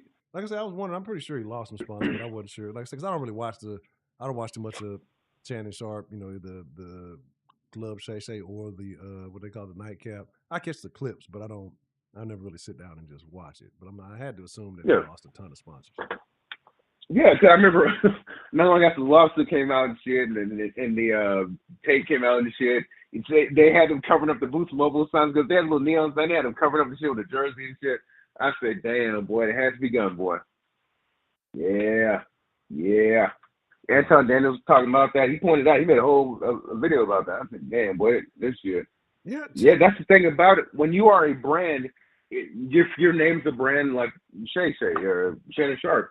You got other people work for you, bro, and you gotta think about them too. And a lot of people are saying he was always getting on Ocho Cinco about being late and all this other shit, but bro, you done did way worse than that. Yeah. So man, just did he lose the roast sponsorship? Because like I don't know. Now I'm just thinking about it, right? Because Shannon has had a lot of little kerfluffles, probably within this last year or two. Some of them increasing the popularity, like the Cat Williams thing, but then he had the leaked audio, but prior to the again, I hope that wasn't the same chick from that audio. But I guess he was in the bedroom making it that somehow got linked to his Instagram. That's how he got the Rose sponsorship. I got the Rose Sparks and all that, and then you had this OF situation, and then now you got this other situation. Shannon is not. He he started off all right, but he's not having a good run right now. You know what I mean? Yeah, and that's the thing. When you get to that level, and I don't know what the hell I'm talking. I ain't that level. I'll never be at that motherfucking level. But I can witness from other situations when you get at a certain level where you are a brand, you yourself become a brand. You have to protect yourself, straight up. Like, it's like what happened with Michael Irvin. I think he was in the hotel room that, and once again, and Miss Bell, no offense, and once again, another white woman accusing these Negroes of sexual assault. And I'm sure that happens, but that didn't happen in his case. He literally shook his hand, or shook the woman's hand, met him with a group of other people, and then he went back to his hotel room. He didn't go to his girl's hotel room. Nothing happened. But she had no problem trying to get his ass locked up, though. Well, not locked up, sue his ass, but he fought that shit, and he was proven right. You know, he was sitting in tears and shit, too. I was like, I'd be crying, too. I've had a white woman accuse me of assaulting her in the Navy. I never sent one text message to this broad. I never shook a hand. I gave her a cigarette. Apparently that was too much. I never said, hey, baby girl, let me holler at you. Well, what's your Facebook? Let me get in my G's. None of that shit. I was she must have thought that cigarette was on prison rules. Yeah. Some Judy cakes and some shit. You got me fucked up. And I'm glad that happened to me when I was younger because it was for way less stakes than 23 million or how much he had to settle for. I knew it wasn't 50. It was somewhere aim high, settle in the middle. That's how these gamblers chasing fucks do. Yeah. Okay, thank you, Mr. I'm glad you know that. I ain't trying to come at you. It's just what I've noticed, just like matter in a situation, certain people, they know how to weigh certain socio-economic things, this whole thing. But she was about that race play too. Looks from the text, give me that black dick, I want that BBC, baby leg, and all this other shit. Giving me a big black baby. Like, bro, if I'm fucking OnlyFans model, the last thing I'm gonna do is get you pregnant. Fuck all that. What? Strap up. Like I said, that should have been the initial. What? Oh hell no! That like. And Shannon's sitting there probably rubbing on himself like, like thirsty ass nigga. You about 60. Stop. Because as soon as the word Stop baby would have been get some help. It would have went soft. No, I can't ever fuck this bitch again. I hear the word baby. I hear the word expenses. I hear money. Yes. I hear, especially when you're an athlete, like that should be you should run a 4 flat away from that bitch. Like you should be. Come on, man. Like I said, he didn't put this bitch in the OF Hall of Fame. Like this bitch made the most OF money. Probably made, because what did they say when the bad baby bitch had turned like 18, she made like $1 million or something in a day, something crazy, which is wild. Hey, which I found very troubling. Yeah, very troubling. But yeah, it's just like that's a weird thing. Motherfuckers do. I remember when motherfuckers did like countdowns for who was it, like I think the Olsen twins or something. This is probably a long ass time because they all. Oh hell no! Like, but they would do. Bro, shit they look like skeletons. Yeah, like that's it's a wild thing, but. She made a shit ton, but this bitch did probably shitted on that record, and I don't know. I know they had like a hoe house or an OF house or something. It was a bunch of bitches making a bunch of money. This bitch probably they probably looking at this shit like, man, we're working too hard. Like shit, we need a dumbass athlete to set up. Like, and there's plenty of them. So I'm at this point, I'm not even like if you haven't learned the lesson as an athlete, especially as a black athlete at this point, you deserve everything that you get. And it's sad that you have to be so overprotected, but you got to. That's what happens when you have assets. Absolutely. Like that. Yes, sir. Absolutely. 125% agree with you, man. It's just ridiculous. But, hey, man, look, you can either learn from your own mistakes or someone else's. Y'all, men, black men in particular, learn from this shit. But I learned from this shit. I learned even before then. Like I told you, shit in the Navy. Like, I didn't do anything wrong to this woman. Nothing. But she still decided to accuse me. And then she would come up to me after the accusation's already been out. I found out about it. My supervisor found out about it. And none of us, I was too busy being an uncle and helping them raise my niece. I didn't give a fuck about nobody at work outside of just doing my job and going the fuck home. Straight up. I'd get up at like 4 in the morning, get to work at 5 in the morning, be the first one to set up and all this other shit. And they put it all on me because I took all the bullshit.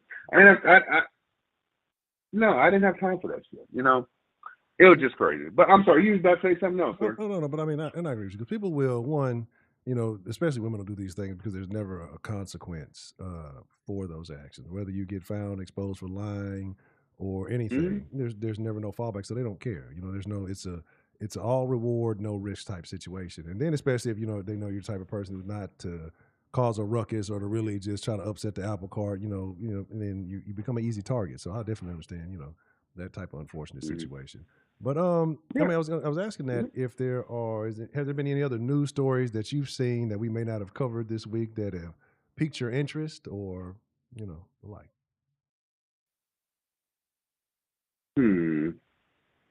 I've been really following the Shannon Sharp thing. That shit's been funny as hell, bro. Just like, damn, man, that bag is fumbled, dog.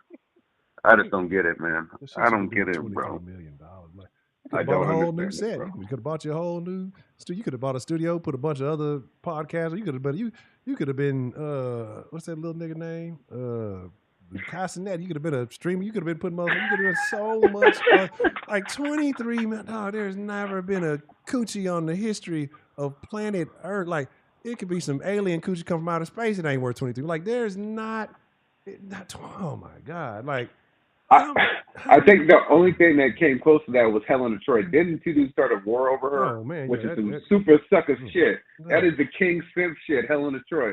Man, ain't worth that, bro. You a king, bro. Go out and conquer some shit, bro. Yeah. Fuck all that, bro. Dude, who was what was the Bible story? You know, I'm not all the way in my Bible stories as I should be. Was it Solomon fucking around? Was it Solomon that was fucking around?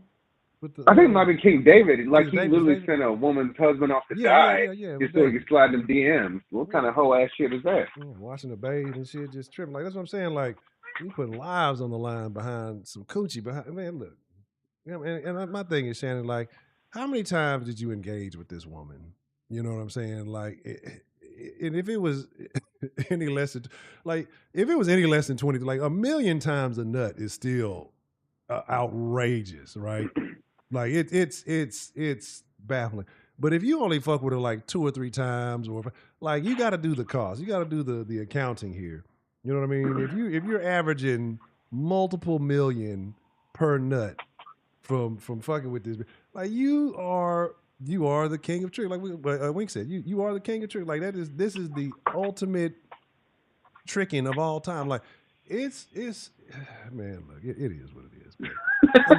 I'm so mad. Like it ain't even that money. Like I don't really care. I ain't with the pocket watching, but it's just that amount for that action. It blows my mind. Like that nigga need an S on his chest with the with the cape and everything. You know, S a $sign S. You know what I'm saying? Super trick. Like, bro, that's man, look, that nigga's a terrible person, bro. Oh, there was another story I was watching. This has been like an ongoing, like, just train wreck. Dame Dash. I'm talking about black culture, you know, the culture, black culture. Dame Dash, like that dog, man. Dude, I don't know if you heard, but like I think like 2-3 months ago, there was like this man owes so much money, bro. Like, and it has been a few documentaries about this, but Reasonable Doubt, Jay-Z's first album, the one that launched him, like he held a third of it. Jay-Z had a part of it, and Big U, another founder, Rockefeller, had it. I think Big U sold his to Jay-Z. But then, like, he was trying to hold on to this, Dame Dash was, and, like, Dave is coming off, like, this bitter, like, ex-wife. He keeps mentioning Jay-Z and shit. And I didn't like Jay-Z, but I'm like, bro, Jay-Z won, dog. Like, and now, like, the state of New York ended up buying that out. He says it's worth $10 million. Dude, they bought that for under $1 million. Oh. And they had to pay him shit because he owes them money for child support, overdue taxes. Man, pay your goddamn taxes, bro. Render unto Caesar what is due. Straight up. Just stop playing with these people, bro. Get these motherfuckers their money. And he keep getting sued by people because he's a bad businessman. And I remember a few years ago when he was on the Breakfast Club talking cash shit about people who work at 95, saying, man, you ain't no boss. You ain't no boss. Well, apparently you're not either, sir. I just think that lack of humility is just shocking. Well, and I remember that episode because I tried to give Dame props for that because I attempted to look through the lens of him being motivational, tell people to get out there and get something, you know. And I don't think his take on what the Breakfast Club was doing as far as, you know, their situation was wrong. Like, look, y'all are the content, y'all are what's making this station. You know what I'm saying? But you know, yeah, he to not be in the situation, but in like the city he was talking about, yeah, my kids sell cookies. And the movie he was talking about, like, did anybody ever see that movie? Did the movie ever come out? Like, I remember you talking about all kind of shit. And he had some little weird nigga sitting next to him, and it was just, yeah, I remember that interview because I only fuck with the Breakfast Club, so I was siding with Dame, on it. But because DJ Envy was saying, well, I can't stand DJ. That DJ Envy, as a matter of fact, though, I heard his partner turned on him, and cause you know he had that whole real estate situation going on. Yeah, I heard his boy that turned on him and then put it all on Envy. Envy's a shady. He's just the way he talk and the way he move. Because Envy comes out, he has the perfect name. Because anytime somebody comes on there of relevance, he gets envious. Like he has some broad like tendencies from a lot of the shit I see from that nigga. But yeah, he has the perfect name. But yeah, I heard he's in a little bit of a little bit of legal trouble with that real estate shit, man. So That's some federal shit, dog. Because I mean, I know it's just mainly one city, but man, there's like wire fraud, all that shit, bro. You hanging out with like, dude, that real estate shit, bro. You got to come correct with that shit, bro. Like all these damn fraudsters, man. Hell no, bro. And they're fleecing the most. I would say in some cases, the most vulnerable people. There are some people who have a few million who want to invest and think it's a good opportunity. Well, this guy's on the radio. He must be honest. Yeah, I fell for that. I mean, and then like some of the guys who's working with them, two fat motherfuckers, them Puerto Rican dudes, bro, them dudes don't even look trustworthy, dude. Ain't no way I'm doing real estate deals with them. I'm gonna say it. Give me a Jew to do real estate with. I think I'll be safe with my money. He might try to take 10% off the top. That's how they do. But at least I see it in the contract. I don't want no damn scamming ass dude. You know what I'm saying? I'm keeping it buck. Oh, okay. Yeah. I went there. Yeah. I mean, speaking of Jews, Epstein. That whole debacle. Yeah, man. Look, bro, I don't know what this orange nigga's talking about. The only time I ever first heard of Epstein was because he mentioned it on TV years before he became president. I don't know why he's lying. I don't know who he's protecting, but he's going to sink Vance's career. Because he ain't worried about it anymore. He ain't need to get reelected. Yeah. So I lost so much respect for him. Fuck that. And I'm done with that shit, bro. And yeah, that's what I say. Like, you know, because I tried to, because I remember when he first came, when Trump was first running, I was just like, this is a joke. He's a fucking reality star, but he's funny as shit.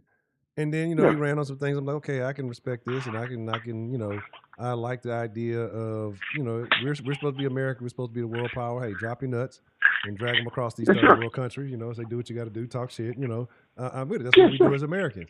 But then, like I say, this whole debacle, and you know, his allegiance to the AI stuff is deeply concerning, frightening almost. And then this whole thing with the list, and whether he's on the list or not, because that was things that he said that you were going to release it. The fact that now you're acting like it's not this issue that it is, and I understand if you release that list, that the world would, or America would probably collapse as we know it, because every somewhat relevant politician is probably on that motherfucker.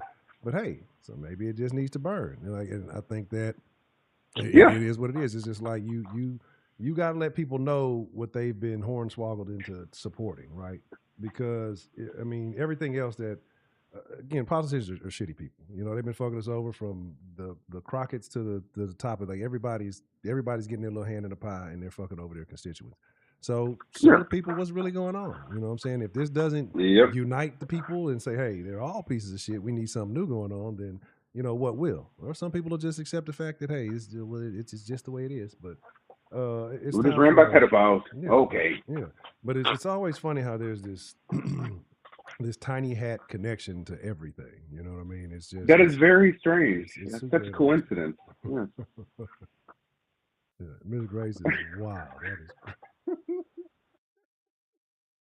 That is fucking wild. Oh, I didn't even want to know that was going on for old poor Shannon. But yeah, that's. I mean, it's a wild world we live in. I mean, eventually, the veil can't be held up too much longer, right? Things are going to start to unravel. You know what I'm saying? I know everybody. What's up, DeMarcus? Mm-hmm. I know everybody's trying to protect their own, and again, people start to see that these politicians are looking out for each other, even though they may claim to be on different sides of the aisle. They're protecting each other before they're protecting the people, right? Exactly. The rules for thee and the rules for, what is it? Rules for me and rules for thee. You know, so rules for me, not for thee, or rules for thee and not for me. Yeah, basically, I think so. Yeah. So. Yeah, man. So, yeah, that's very unfortunate. I mean, what can you do? So yeah, hopefully this shit crashes and burns. But I don't want it, because look, if it was just me that had lived this life, you know, I'll deal with what I got to deal with. But I have nieces and nephews, and I don't want them to live in some hellish landscape. So I'm hoping there's some resolution where we find out some modicum of the truth. But I don't see it happening without a lot of chaos going on. I don't see that happening. I think it's coming. I think there's about to be a reset happening, whether it's great or whether it's fate, whether we want it or not. Yeah. Something's about to shake in this. Like I say, it's like the system is too fragile right now. You know what I mean? Like something's going to happen, and there's going to be a different way of life sooner than later. You know what I'm saying? I don't think it's going to be what people expect it to be. Yeah, same here. So stack your chips, y'all, and you know, Don't live in fear, but just be cautious. Because you live in fear, it's just gonna make you sick. I've lived in fear for many years. Irrational fear, I'd say. It doesn't make you sick. That's all you can do. Yeah, man, that's kind of all I got, man. So look, man, Epstein probably alive, chilling on a beach in goddamn Haifa somewhere in Israel. Yeah, probably. No, probably alive though. They probably pulled a Hitler for old Epstein, because I don't know if you've seen the thing where they had talked about, this was a couple. I don't know if I was streaming when they were talking about it, but they talked about how that Hitler wasn't in the bunker. Like, they had records in Argentina basically saying that he moved to Argentina and he just lived out the rest of his life there. Might have had kids and shit too. That's probably something that they got going on. We've been lied to. Like, again, we don't really want to know what's going on, because the average person couldn't handle it, because we've been led to believe something different. Epstein chilling in some white sand beach, like you said, in a little bungalow, probably with a bunch of other deviant stuff going on. But, Mr. Anderson, what's the motherfucking deal? But yeah, okay, all right, Mr. Dan. Well, as always, brother man, it's always good to talk to you, and it's good to know that things are trending upward and going in a good direction for you. And pretty soon he's gonna be from Dan to man to debt-free Dan. So that's a good plan. Man, that's the ultimate objective, baby. Hell yeah, dog. I appreciate talking to you, Honcho. Hope y'all doing right in the chat. Yeah, man. Just if you're a black man, bro, watch it, man. Look, any man in general, dig discipline, because this is relevant to race, age. This is my last statement. I've seen, and especially in the Navy, I've seen grown men at the end of their career fuck everything up. I'm talking about a E9 Master Chief Petty Officer in the Navy. This guy got caught up in some shit right before he retired, and he ended up killing himself with some damn 19-year-old. Yeah, it's real. It's real. So just go home and touch yourself. Just beat your dick, and then think about what you're about to do. How about that? I'm not saying make it a habit, because that has its own issues, but just sometimes just beat your dick, and then rethink the situation. Like, ooh, I'm glad I got out the way. I ain't thinking about that shit. Fuck that shit. Or just go buy some pussy. I'm fucking sick of this shit. Men, stop throwing away your future, your finances. Stop throwing it away over some thing. It's not worth it, bro. It's not. It really ain't. $23 million? Ooh, man. How many hoes you could have bought with $23 million? Like, you would easily be set for the next few years. Like, not even few. That couple of decades worth. Like, come on, man. Like, what was Shannon fucking thing? Like, there's no way. I've seen her, but there's nothing about her that made me. Come on, she's not an outstanding looking woman in the slightest. You know what I mean? She looks like a very. Well, until she turns around, then I guess it's a different story. But I've seen better in real life. Fuck that shit. Yeah, it's not worth it, bro. So you could have bought a town El Salvador. You could have bought you some real live Colombian, some real native. You got you some real hype, that was authentic and naturally made. But instead, you went got you. He could have been a real passport, bro. He went to Thailand, motherfucking shit, DR, all that shit. He had a discount for the on the low. But that's all I got, man. Look, man, watch your dicks, bro. That's all I say. Watch your dicks. That's all I'm saying. Y'all have a good night. That was a bet. Dan, always good to talk to you, man. I appreciate you calling in. Hell yeah, Thailand, man. You could have won up, man. That dude is stupid. But anyway, y'all be easy, bro. Shout out to Dan. Could have got him some twat for a few baht. You know what I'm saying? To go to Thailand, man. Look. Terrible. Yeah, man, that's crazy. But PNC, and I'm not talking about the bank, post-nut clarity can save your life, right? If you ever think it, if you're dealing with a new broad, you got to think about it. Like, you got to look at your situation. And it's so many ways that it can be treacherous. You know what I mean? It's so many ways that it can be a treacherous situation. Motherfuckers be going to unknown hoods trying to look, bro. Absolutely not. I'm not going to a sketchy environment. Niggas be pulling up to the projects, knowing to be niggas outside deep for some coochie. You're not gonna make it out. It's a wrap, buddy. You're not coming out. What's the motherfucking deal? Who we got calling in to the den this evening? What's the goddamn deal, Huncho? This is Trill. Trill. Good evening. So how you doing today, Mr. Trill? I'm doing all right. All right. What's on your mind this evening? I'm trying to see what you're talking about because I didn't miss most of it. Yeah, I saw that. That's all. Well, we talked. We kind of dove deeper into the Ari Lennox, whatever her name is, situation accusing the Martin show of being colorist. And I showed the clip of her speaking about it and what she said, which she said a bunch of nothing. Talking about as a little girl, it impacted her, being a dark skinned girl, the same rhetoric, and then talking about the greatness of Pam, and she couldn't hold a candle to Pam on Pam's worst day. But even Pam, I showed that Pam herself even came out and said that it had nothing to do with color, and she said this years ago that was just a dynamic that they had. Also, I learned that apparently the role of Pam initially was written for a big girl, but because the way Pam handled her audition, they ended up giving her the role. We also talked about the new Shannon Sharpe lawsuit, and they told us that older black women wouldn't have sued Shannon Sharpe, but apparently the chick who was at the Usher concert with the cherries and all that they said had gotten divorced from licking on Usher's cherries. And so she says that wasn't true. So now she's trying to sue for $20 million, trying to sue the Nightcap podcast, the Club Shay Shay or whatever, all that. So she's trying to sue Shannon and O.J. Cinco. We talked about something. I probably went on a tangent about a bunch of other ridiculous stuff too. But yeah, but those were the two main things that I think we covered. I want to say it was something else we went on. Now I shared a couple of clips of Martin and Pam and their back and forth, and that's been pretty much the main conversation. Well,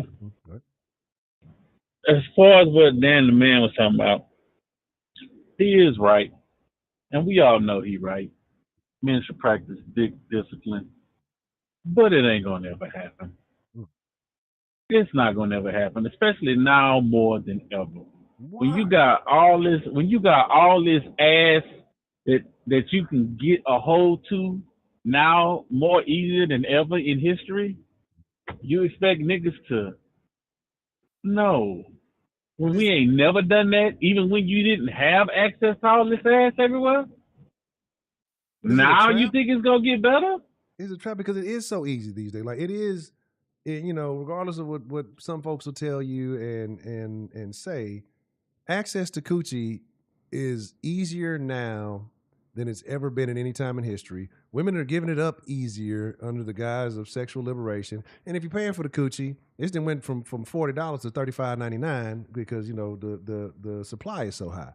So is that the trap? Like because it's so easy, or that women are presenting it much easier now to get men to fall into this trap, or what? But that's just the thing, Honcho. Mm-hmm. It's easy for a certain percentage of them, not for all of them. And even the ones that is easy for, these niggas done lost their mind. They so over encumbered with options, they just do stupid shit. Okay. That's why, and my opinion wasn't popular for quite a while, but I think people are slowly starting to come around. I think, look, if you're gonna do that shit, just get you a prostitute, bro. Right. Just get you one. And just call it a day. Don't trust no just random broad that posted some pictures up online. You don't know that bitch. This bitch ain't got no references or nothing. But a prostitute, you can at least get some references. That's right. You know what I'm saying? You know she ain't gonna say nothing because that's part of her business. It's shutting the fuck up. That's the biggest problem with the world today. People don't know how and when to shut the fuck up. It's true. Point blank period. People talk too much. Everybody think that their opinion matters. Right. It'll matter to you, but it don't matter to the overall big picture. It doesn't. Fuck your opinion. Fuck my opinion. Right. Fuck, if you keep it 100. Yeah, no, I agree with you. I agree with you 100%. I'm a person, I believe in voicing my opinion, but I never believe that my opinion holds any more weight than the next individual. It's just my opinion. So if somebody disagrees, I can't be mad about that. This is just my opinion. And that's the thing with society too, is that people have a hard time differentiating facts from opinion. What's 100%. And they a lot of people cast their opinions as their facts. Like, I don't have to respect your opinion in the same manner. But I agree with you on the prostitution thing. And my theory is, look, legalize it and license it, right? And you got 2 licenses. You got a green license and you got a red license. Because in that type of game, unfortunately, you know, sometimes you get the dirty end of the stick. No, no pun intended. And so if you end up in that game, you can still sell dirty coochie, but you just get a red, like you get a red label on your license. And the green label is you good to go. You license them, you legalize it, I and don't you know rest about check them that. up. Why not? It's some dirty niggas out there, so they should be able to still have access to. No, I feel you coming from, but you missing the overall point that I'm looking at. Okay. I agree on the level, like your logic is sound, but you're missing where that leads to. Okay. So you got a dirty bitch and a dirty dick. Right. So the diseases are gonna get twice and 3 times as bad. Right. So when one of them motherfuckers do stray off of their license, which of course you know the fuck gonna happen. Yeah. The shit that people catch then gonna be even fucking worse. Well, then you gotta up the penalty for it. Like it has to be a give and take then. So if we're gonna legalize prostitution, then we have to be stricter on STDs and spreading them. So I know in certain places like California, if you got HIV because there's medication and all that, there's not a charge anymore. But I think you bring that back. Look, hey, if we're gonna throw y'all some pussy, but you got to take better care of yourself. So you have to, you know, if you are you slanging dirty coochie, I mean, they already know they're taking their medication, they're taking all that. And I'm not saying that. Hey, I'm just saying that you know. Honcho. Yes, sir. No, Honcho, stop it. Why not? We both vehemently agree that grown folks shouldn't be fucking kids. Right. Absolutely. We agree with that. It's absolutely actually against the fucking law. Yeah, absolutely. But they still doing it. You're not gonna stop people from fucking who they want to fuck, Honcho. It's not gonna happen. I get it, but I don't care if you outlaw it. They still gonna do it. You just up the risk, and then you throw a Shannon Sharp clause in there. Not saying that Shannon got STDs, but if you pass it on, you get an automatic suit. I'm automatically entitled to 30% of your net worth or some shit. But then 3 strikes you out. You know what I'm saying? 3 strikes you out, you ain't got no more net worth, then you taking your ass to jail or some shit. I don't know. Then it's gonna be more broke, dirty, big niggas out here, Hunter. Like, is that what's good for the world? I mean, no, it's terrible. But I mean, you have no excuse. Look, if you willfully dirty dicking, you know, but why not? I mean, but see, this is me thinking that people have a sense of morality, and most people don't. Most people do not. Most people have a sense of selfishness over morality. Ain't no more morals, Sancho. That shit gone. Yeah. So that shit dead, especially in the West. I'm getting a piece. Shout out to young Ken. Kenneth, what's good, man? Good to see you. How you gonna have morals when you don't even have family? Yeah. They don't go together.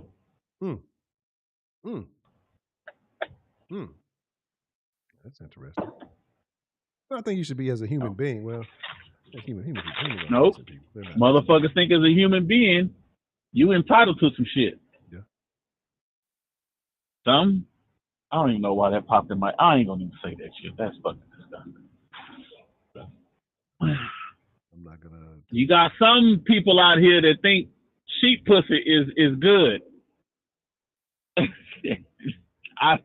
What the fuck? But that's a thing. Yeah. I mean, and you know, I had a homeboy, and you know, may he rest in peace. No, hear me out. I had a homeboy. He was actually a white guy, and he put this game in my head a long time ago. And I thought you were saying, bro. No. He had money. He had some money. He had his hands in various dealings, and he had a construction company, a bunch of stuff. Yeah, so he had some money. You know what I'm saying?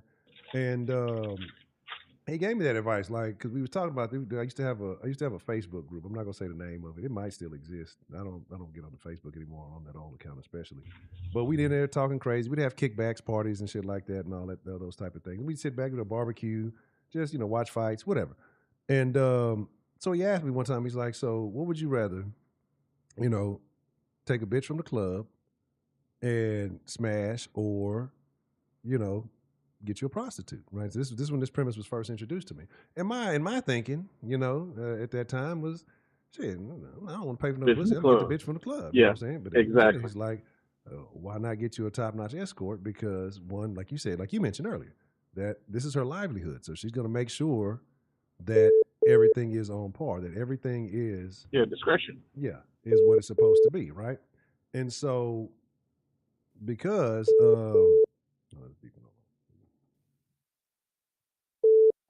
know somebody's calling me. I'm about to put you on the thing real quick.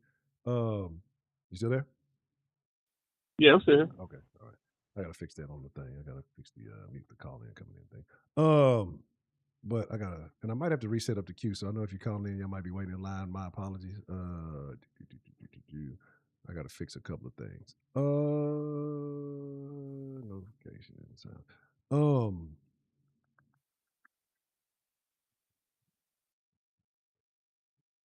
Spit it out, nigga. No, hold on, I'm cutting off the ringtone so it don't beep when people are calling or anything like that, so I don't interrupt the deal.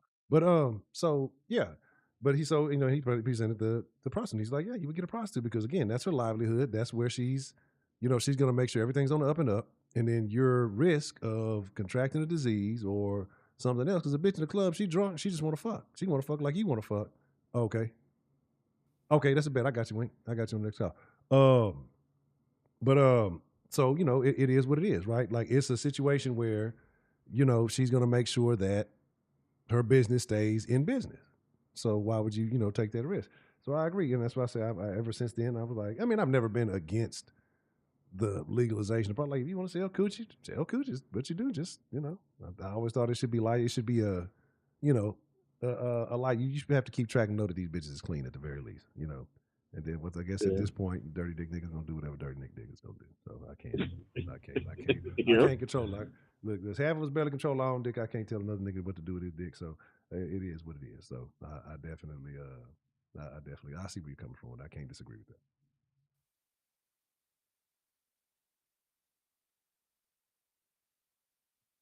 And then what was the other thing we were talking about? What are your feelings about Martin and Pam? About what? Martin and Pam. Do you feel like that was colorism?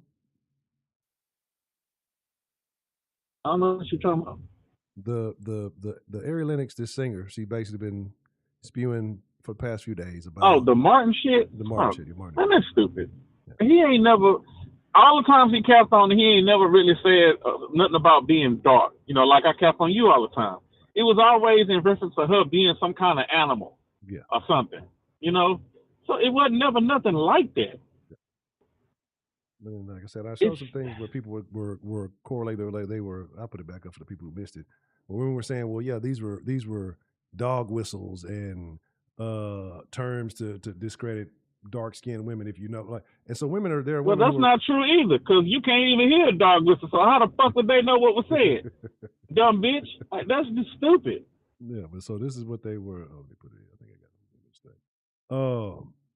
Yeah. So this is what they are upset about. This is what women are now. And again, the show's 30 fucking years old. It's been over for 28 years. You know what I mean? And why rehash? Why bring this up? Why try to make this into a conversation that nobody was having, that nobody was concerned about, with everything else that's going on in the world today? Yeah, I'll put that on the screen for y'all who can't see it. Because they ain't got nothing better to bitch and complain about. People just want to complain about something. Is it an individual thing, or are generations now softer, the newer generations now softer than the generations prior? Oh, it's definitely both. It's both. And it's not even close. Okay. Will that ever change? Yes. The only way it will change though is when times got to get hard. It'll be changing soon. Yep. It's gonna, when times get hard, it creates stronger people. And I did a small survey. I'd like to know your thoughts. Who was fine? I think we discussed it last night. Who was finer, Pam or Gina? Pam. Gina didn't have nobody. Gina just had a pretty face, but that was it. And she had them, the big ass lips. I was just saying. Who cool, yes. Yeah. I can take that. I can rock with but that. Pam had the body. For sure. That's why she was jumping the trunk. Shit. What's happening, Shit. Yeah. And that's before Junk in the Trunk was popular. So boys didn't even know about that. Miss Grace asks, has Trill ever bought a prostitute or lot lizard? No. What? No, but TD, nigga, you just said a lot of things, and TD was the first person to say Nico was Hall of Fame, and a lot of things people have disagreed, and a lot of stuff. That's the most egregious thing that you've ever said. Gina did not have no ass. TD. No, the fuck. No, he didn't say that. Bro, Gina didn't have no ass, bro. Gina didn't have no ass. She did not. Pam had that ass. I have to disagree with you on that one, TD. Yeah, you tripping. You need to go rewatch, my nigga. You missing something, or you had a real small TV, my nigga. That's the only thing that makes sense. Watching TV, they was watching the fight on, watching the game on when the after. Yeah, bro. What the fuck? Yeah, hell to the no. Man, I watch Martin frequently. I probably maybe 2-3 days ago was the last time I watched Martin. I watch Martin frequently. I have never seen Gina having no kind of ass.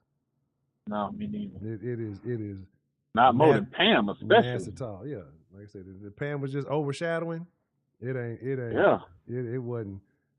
You say, God, she got ass later on. That must have been that must have been season 4 or 5, or season 4 before she left or something. But yeah, Pam. Yeah, I can watch Martin all day, every day. Martin is. That's what I say. Martin is my favorite sitcom. Right? Mm. It's Martin. Then like maybe Married with Children under that, because I grew up definitely on Married with Children. And then there's probably a couple others you can kind of throw here and there. I like the old school shit. Like I said, I like the old Cap shit, like the Jeffersons and shit like that. Those type of shit. But Martin was I've seen something with Martin, and I'll get your opinion on this. And in the chat as well. I've seen people arguing, and this is what I told you about certain platforms are terrible. I've seen people arguing that the Jamie Foxx show was better than Martin. What are your thoughts on that? Get the fuck out of here. Come on. Fancy was a bad motherfucker, but no.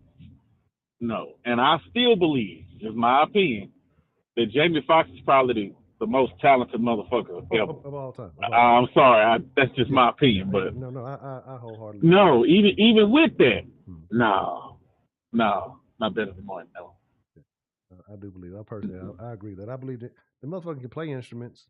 The motherfucker can sing. The motherfucker is a great dramatic actor. He's a great comedic actor. He can actually do quality stand-up, because there's a difference between a comedic actor and a stand-up comedian.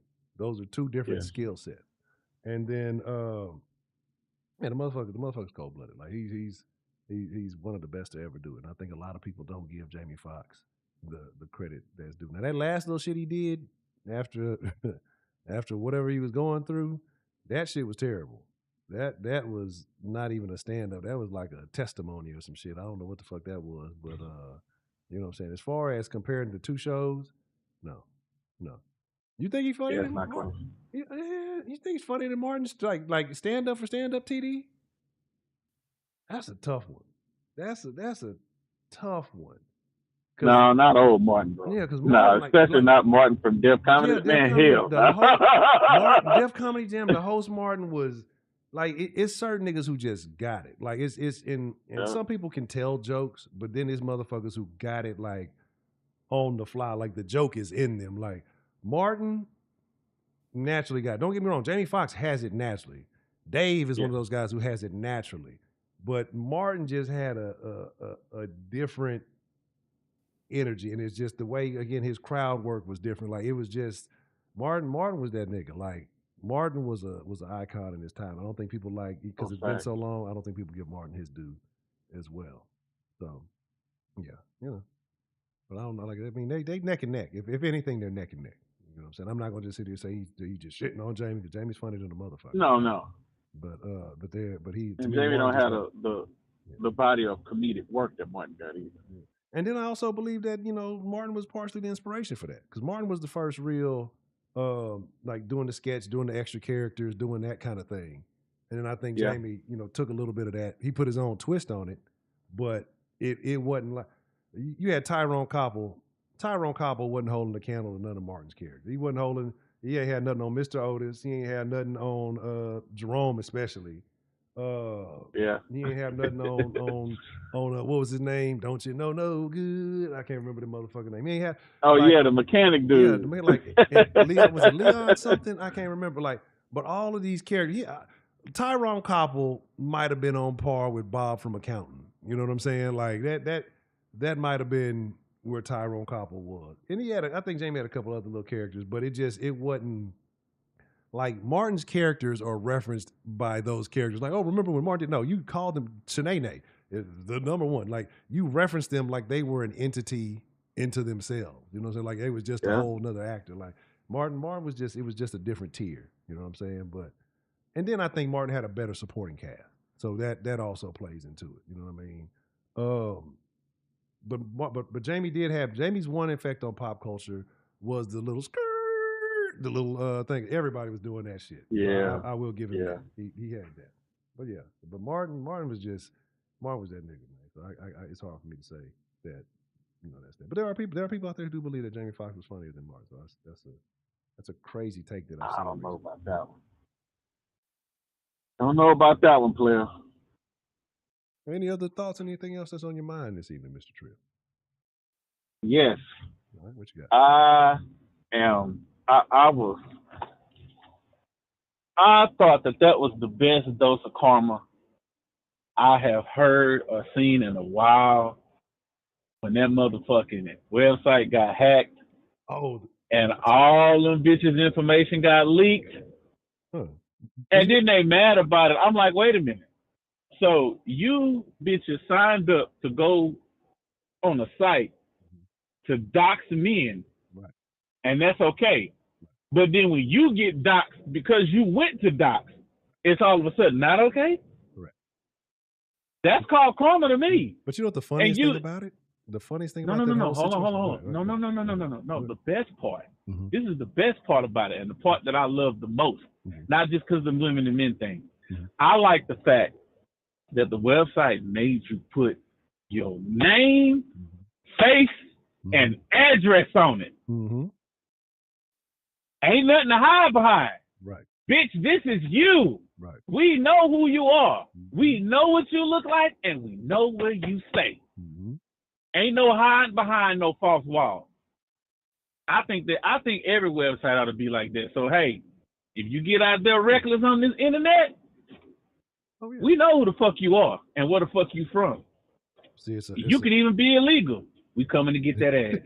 It's a sketchy slope though, because that's kind of part of what I was talking about with Instagram and Facebook and a lot of these companies want to start with those type of platforms. No, but if it's a platform where you're specifically going to try to out information on other people, and that's why I agree. I think that was funny. But here's the funniest part about that. So after all that information got leaked, you still had bitches running to sign up for it and be a part of it, and still, well, it's safe now. That bitch got hacked again. It got hacked again. So now all the new motherfuckers who went up there, not only were the pictures leaked, their DMs got leaked, again, their personal information got leaked. So you ran to go be a part of the gossip after you knew that the shit was poorly coded and now you went and got yourself doxxed. You went and basically doxed yourself. That to me that's the hilarious. So it's you got hacked twice within a week. No, that's called natural selection. That's what that's called. That's a good one. Yeah. I mean, I love it though. I mean, to me, it's like, that's what I say. When you run to that messy shit, you want to be a part of that messy shit. No, ain't nobody talking about nobody talking about no X videos, nigga. Talking about the T app. If y'all ain't heard about the T app, the T app where, and the crazy part about it is, black women ruined the T app. Black women made this happen, right? Because the T app has been around, I think they said since late 22, maybe 23. And, it's been silent. So that's why a lot of them early pictures you saw was a lot of white women on there, a lot of whatever. But black women start finding it and they start blowing it up and making videos about it and doing, like niggas, like you said, niggas don't know how to keep shit quiet. Shut the fuck up, right? They want to spread it. Hey, let's bring more women in so we can talk more about these men. And you just brought them bitches into a honeypot. You brought them bitches into a honeypot and got all those women's information docked, all their messages docked, all the shit docked. And then you got women on there who are talking about, like, I've been on this. That's a woman who talked, different stories I've heard.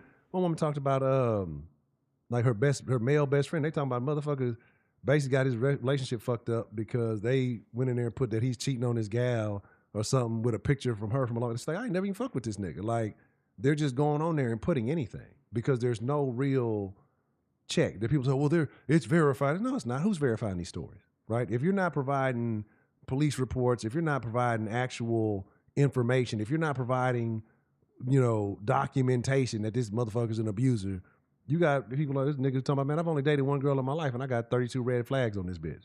You know what I'm saying? Like, wow. There's no verification. And then what bitches don't realize, like what women don't realize, is bitches love toxic niggas, so the more red flags is the more attractive she gonna be. Well, shit, all these bitches think this nigga, it's something he must be doing. Because bitches know when another broad gets emotional behind the niggas because he done something that's been stimulated and stirred her and got her riled up, and that bitch want to experience it. And then she thinks that she got the coochie that's gonna convert.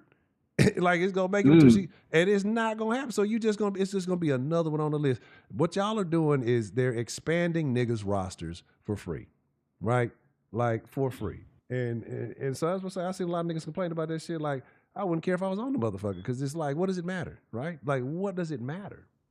Because it's gonna be some bitch who's gonna be interested. Now, I ain't never seen this nigga. Oh, this nigga look like this. Bitches like what bitches like. They know a nigga have a record of abuse and bitches will go date niggas that they know are known killers and think that they're gonna avoid being killed, right? And then end up in a body bag or something, and then wonder, well, I didn't think you do it. Well, shit, hey, well, you didn't learn. This motherfucker would take a life, don't have a certain level. He told me he was gonna change. Shit. Yeah. Change your living status. And change outfits after he killed the next bitch. Like, come on, baby. Right. Yeah. People are dumb. I ain't gonna just say women are dumb. People are dumb. Yeah, absolutely. We all. I mean, we're all in that same boat. Oh, you said you don't know about the T app, TD? You might be on that motherfucker, but well, the T app. I'm joking, but I'm serious. But like, because basically the T app is if you dealt with a broad, they made this app and they made it to where women had to take selfies and show their ID to get on there because it's supposed to be women only, and they get on there to talk about men, but they say it's under the guise of protection, right? Shut up, Peanut. It's under the guise of protection, right? But really, they get on there and they gossip about niggas. And half the bitches on there are posting niggas they don't know. They posted random niggas. I seen a nigga who got posted by a coworker talking about, he always came across as gay to me. Like, what does that have to do? Like, what does that have to do with anything? Wow. And the nigga made a video about it. He's like, man, y'all think I'm gay because I wasn't fucking none of you bitches because y'all bitches was fucking the whole restaurant. He's like, because he said, he's like, I know the bitch. Because she worked at Olive Garden on such and such and such. Cause that's when I used to work there. And all y'all bitches was fucking everybody in the motherfucking thing. And I ain't want nothing to do with the shit. So because I didn't entertain your advances, now I come across as gay. Like, this is what y'all got to realize. Shit is being filtered through the lens of women. And if you make a woman upset or she don't like you, what's the first thing she gonna do? That's the first character assassination. Exactly. So this is what I'm saying. Like, and women know this. So that's why they taking that shit with a grain of salt. And if you look at most of the women who got leaked on that motherfucker, bro, I wouldn't hit them with your dick. Like, they're terrible looking. Like, these bitches are strong 3s and 4s. You know what I mean? Like, and then you look at the niggas that they're posting, and these are not low level looking niggas. These are decent looking, handsome men who are probably attractive to most women of the opposite sex. And they're posting, yeah, these niggas probably hit you and quit you. Niggas probably needed a slump buster. And you thought it was gonna be something, or you mad because you might have worked with this nigga never gave you no play or no attention, so you gonna try to slander the man. Like, these are bitches holding on. I don't know if you know that nigga. There's a nigga named Darnell. He's from Houston, and he does like a courier business or something like that. He always talk about a lot of shit like that. He's a funny nigga. He's funny little motherfucker. But he talked about a bitch put him on there from 10 years ago. We're like, bitch, I ain't fuck with you until like women hold up 10 years ago. Damn. Yeah, and he's like, we wasn't even dating like that. And then he talked about how he's like, bitch, didn't I piss on you or something like that? And she made it a big deal. Oh, you trying to demean me? He was like, but bitch, you requested me to do it. You know what I'm saying? Like, so, like, these bitches are conflicted, confused, upset because the coochie didn't capture, it didn't convert, it didn't contain. You know what I'm saying? Those bitches overrate the coochie quality.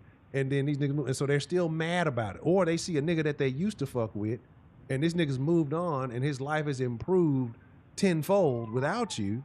Now you mad about that because you still, sitting with your coochie on the couch, ain't nothing going, and you mad because you felt like you should have been a part of it, or you should be a part of it, or he owe you something because he entertained you. Like, bro, nobody cares. You know what this sound like? No. I think the best way this could have been executed is after they signed it and everything, they get an email, and the email say, "Congratulations, you have now signed up for bitterbitches.com." It just sounds like a bunch of bitter bitches. It is. That's what it sounds like. That's exactly what it is. I mean, that's exactly. And then here's the thing. Here's the whole shit about it. The men made an app. The men made, and one, the T app is made by a man, so that's the first thing, right? And then, but two, men made an app. I ain't mad at it. He you know, making some money off some hoes. Yeah, I ain't mad at that. I get it. Like, and he still go back to us. So I ain't mad at him for that. Like, y'all playing yourself. But men made an app. Do you know what the app was called? What? Just take a wild guess. It's probably one of the greatest app names I've ever, considering the context of what it is. That one was the T app. That was the T app. Coffee? No. Box Score. Oh, wow. Wow. Okay. All right. I'm with that. Okay. That was the greatest. And them hoes hated that shit. They got that shit shut down so quick. But apparently it's I bet they did. It's all kind of shit going on in this other community. But what happened is the men's app was actually having receipts. They was like, look, this bitch going. And they had proof that them bitches were going. You know what I'm saying? And they was mad about that shit. They were trying to call it revenge porn and this, and this. No, they were providing receipts. They were providing text messages. Shit. They were doing like they had proof. This bitch dates so and so and so, and hey, if you fuck with this bitch, she fucking the crew. She, woo woo woo woo. Like it was authenticated, not just random. Put niggas up on game. What's wrong with that? Yeah, it's like, hey, you don't want to. Hey, this ain't the one for you. Hey, this is a jump off or what? And they were mad. You know what I'm saying? They want to be able to talk about them, but they don't want to be able to be liable for their real actions. But that name alone was prize-worthy. That was the funniest shit. I probably laughed for a good 5 minutes after I read that shit. I'm like, yeah, that's fucking hilarious. Box Score. Score. Wow. That shit was it. Okay. But yeah, that T-app is well-deserved. Again, when you run the drama, you're going to get it. When you associate and you put yourself in that shit, you put yourself in that energy, you're going to get that energy. You know what I'm saying? So I don't feel bad for nobody on that motherfucker leaking information and trying to do that shit. They got what they deserve. No, because I heard they were talking about it was chicks on there saying that they were putting dudes on there that took it. You know what I'm saying? I can't say that word. Yeah. But that they took it from them. I'm like, wait a minute. What the fuck do you expect to happen by telling a bunch of other bitches that he took it? Tell the police! Exactly. That's who the fuck you supposed to tell? Exactly. You gonna put up pictures and shit and then tell the whole story? This could be a statement. Exactly. They got detectives for shit like this. There's a job where people are required to take your statement and to take you seriously. Right. Why are you telling other bitches what they gonna do? Red lines and rumors. Go out with him and see if he gonna try to take it from them too? Try to set him up? Like, come on, that's dumb. That is so dumb. You are so dumb. It just don't make sense. It just sounds very irrational. That don't make sense. It's childish. It's petty, and it's based in delusion. Honestly, you know what I'm saying? Like there's it's not valid. Like again, you because people say, oh, they're putting background checks and stuff. Okay, so what about all these niggas that's getting posted that have nothing going on? What background check? Why are they being posted? Like. Again, it makes no sense. But they used to have like all these apps, all these groups like that on Facebook for different cities. Are we dating the same dude? Or this, and half these hoes don't even date the motherfuckers. Shit. Like that's what I'm saying. Like if women went and got real hobbies, they wouldn't be so upset. They spend their time worrying about shit like this. This is why they're so mad, because you're wallowing in these thoughts and these ideas. You're driving yourself crazy. Go get a hobby. Go get a collector train set and build your little landscape and choo that motherfucker around in your yard. I don't fucking know. Just go get a hobby, and you wouldn't be so fucking stuck on stupid with this dumb shit. Like you wouldn't be so upset when a nigga leave your ass. Just go play with your train instead of getting trains ran on you. You know what I'm saying? You wouldn't be so mad about the bullshit. Like it's a wild deal, but here we are. Saying. This nigga just say this bitch get a train set. My nigga. I'm just saying, shit, a train set, fish tank, something. Get a fucking hobby, man. I don't know. I mean, hoes, you still get trains ran on them. So I mean, shit, that's much of a strength. But my thing is they're doing it willingly. Now they advertise it. Now they don't even give a damn. They contributing that to sexual. Who was it? Baby Boy mama? The mama from Baby Boy talking about on her 50th birthday? She had a train ran over and it was sexually liberating. Like, come on. This is crazy. Get I hope the Ving fuck Rhames outta wasn't a here. part of that shit. Fancy or Pam? Come on, man. Come on, man. Fancy or Pam? Look. I don't know though. I don't know. Yeah, I'm thinking. I don't know if I can co-sign this one. Fancy was fucking beautiful. Pam was pretty. Yeah. Fancy was fucking beautiful. Yeah, Fancy. That's a different level. Fancy was legit. You know, I like a little thickness. You know what I'm saying with it, but you know, Fancy was Model-esque, so I can't be mad at her. You know what I'm talking about? Yeah. So yeah, I'm not gonna fault you. I'm not gonna fault you on that one. T. See, you crossing shows, nigga. That don't count. Nigga, we talking about in the same apartment, nigga. Shit. Nigga, Miss Trinidad, nigga. How about that? What you know about Miss Trinidad? But yeah, man. It's wild. It's a wild world we live in. That's what I say. But this all comes back down to what? Dick discipline, like the beginning of the conversation. It all comes back down to dick discipline. You just like it's dangerous to be a man in this day and age. You know what I'm saying? Especially living carefree. You have to be on top of everything because there's consequences, not for your behavior, but for the behavior of people around you. You know what I'm saying? So, I mean, your behavior as well. But, matter of fact, I'm gonna say this last thing. There's a comment. I'm still in the comment section arguing. People mad at me because it was a video. I might have said it to you. I might not have. I know you'll be watching shit. But the nigga walked up. I think I talked about it yesterday. I think I talked about we was in the Discord yesterday. But the nigga walked up to the chick and said, "Do you have a boyfriend?" And she said, "Yeah." And why? Yeah, why? You know, inquiringly. Oh, how? And he goes, how? And he goes, how? And she got mad. She threw the drink at this nigga and chased this nigga around downtown New York or wherever the fuck they were, at least for about a good minute and a half, like literally chasing this nigga, right? And again, like I said, my question was like, why do women think that, why do women think that assault is a valid option for something that they disagree with? And so motherfuckers, he why is he bothering her? If that nigga would have turned around and said, "Hey, can I have your number?" or whatever, because of the attention that you can see and the energy dedicated towards him afterwards lets you know she'd have been going. Because otherwise, if she wasn't caring or she would have been like, "Nigga, fuck off," or keep pushing or whatever. You wouldn't have angry chased this nigga. I mean, like chased this nigga. They ran a good 400-yard dash. You know what I'm saying? Like it was if not more.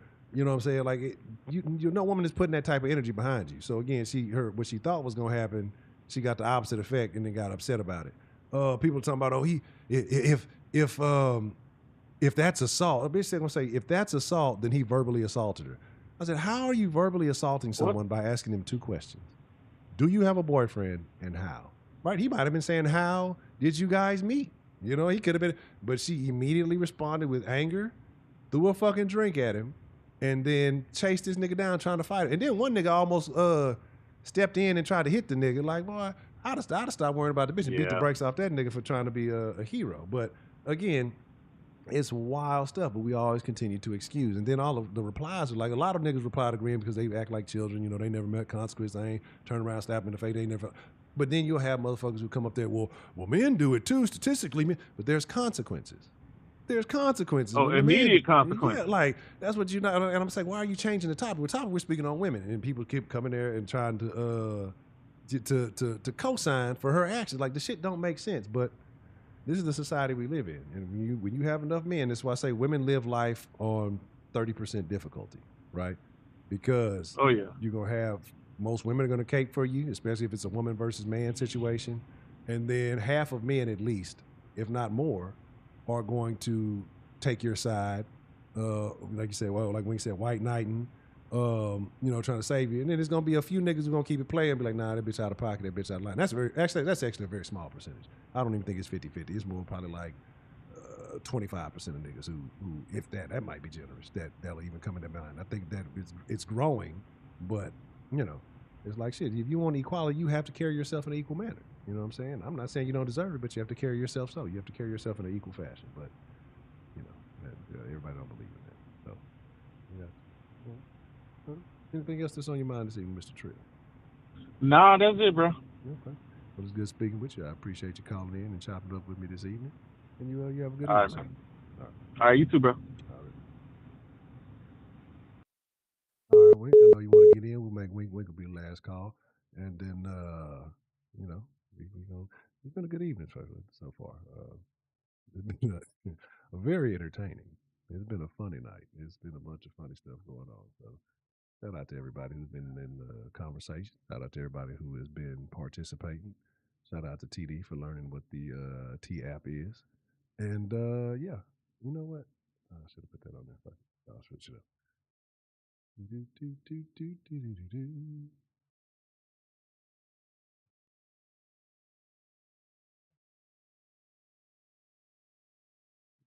Oh. But yeah, and for those who missed it, again, the man at the top said, "Hey, you know, Martin never said one joke about Pam's complexion. Again, this is why movies and TVs today are shit or whatever he said right there, or ass probably. This generation is too damn soft. The fact that the website marked out the word soft. Oh, matter of fact, let me look at the things. I think I might have cut them right now. That they marked out the word soft lets you know that shit that they are. They're too soft. You can't. Even, this is why I say like when they start changing the lexicon, when they start changing the way that you have to speak, right? When they, when they you know I fuck with you, my boy. When they change the way you have to say stuff, like you can't say ass.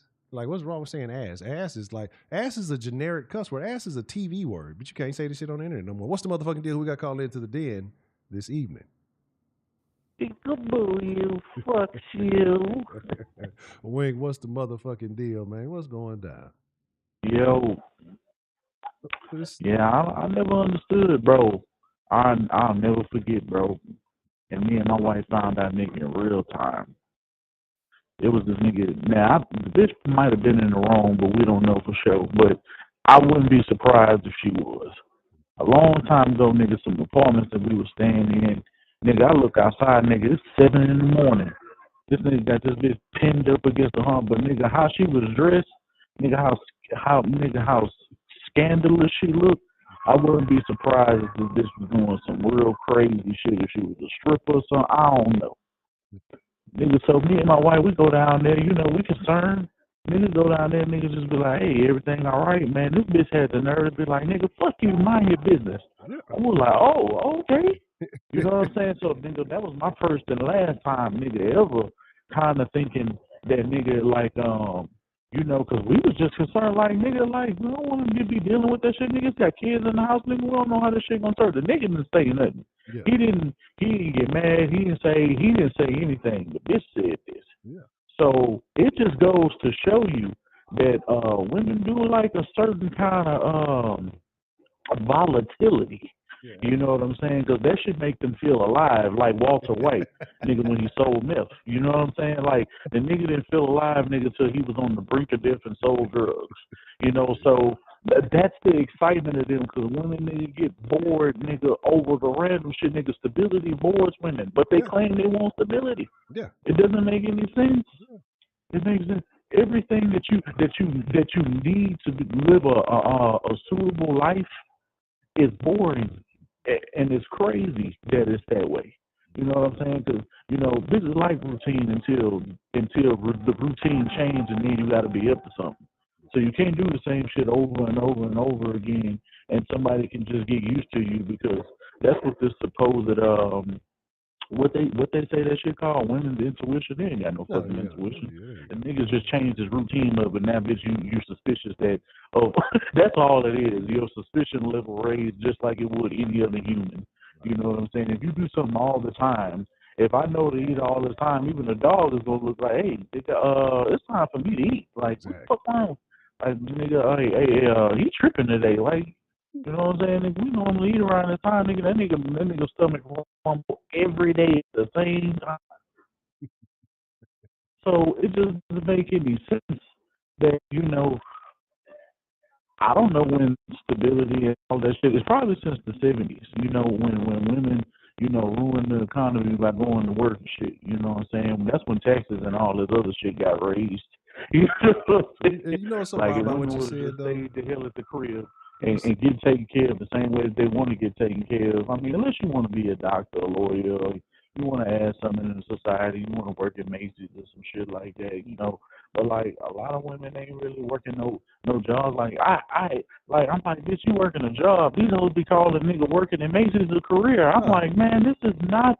You don't know the difference. They'll talk down on the trash man and feel like work, like you said, Like, working at what are the you talking about a department store. career? Like, oh, this is my career for kids. Like, okay, and it ain't, to me, it ain't really a choice if you gonna work or take care of your kids. Like, that ain't, to me, that ain't even a decision or sacrifice or none of that shit. Like, I don't even understand being in that position and you view, you know, being a mother, like that's a chore to you. Like I done gave up so much to be a mother. Bitch, you thought your body wasn't going to change? Like me and my wife, we talk about shit like that all the time. And these hoes on the internet just stay exposing themselves. Because they ain't mothers no more. They ain't womanly no more. They ain't feminine no more. Like, damn, you can't do right by a man. If a man do right by you, that shit boring. You got to be with the nigga who sell drugs and put you in life. And then, nigga, crack your motherfucking head open when you get out of line, because that's what you respect. Yeah. And I don't think no man should put himself in that predicament. But at the end of the day, some women like that shit, and I guess there's some niggas out here that's really equipped for the job because they take it on proudly.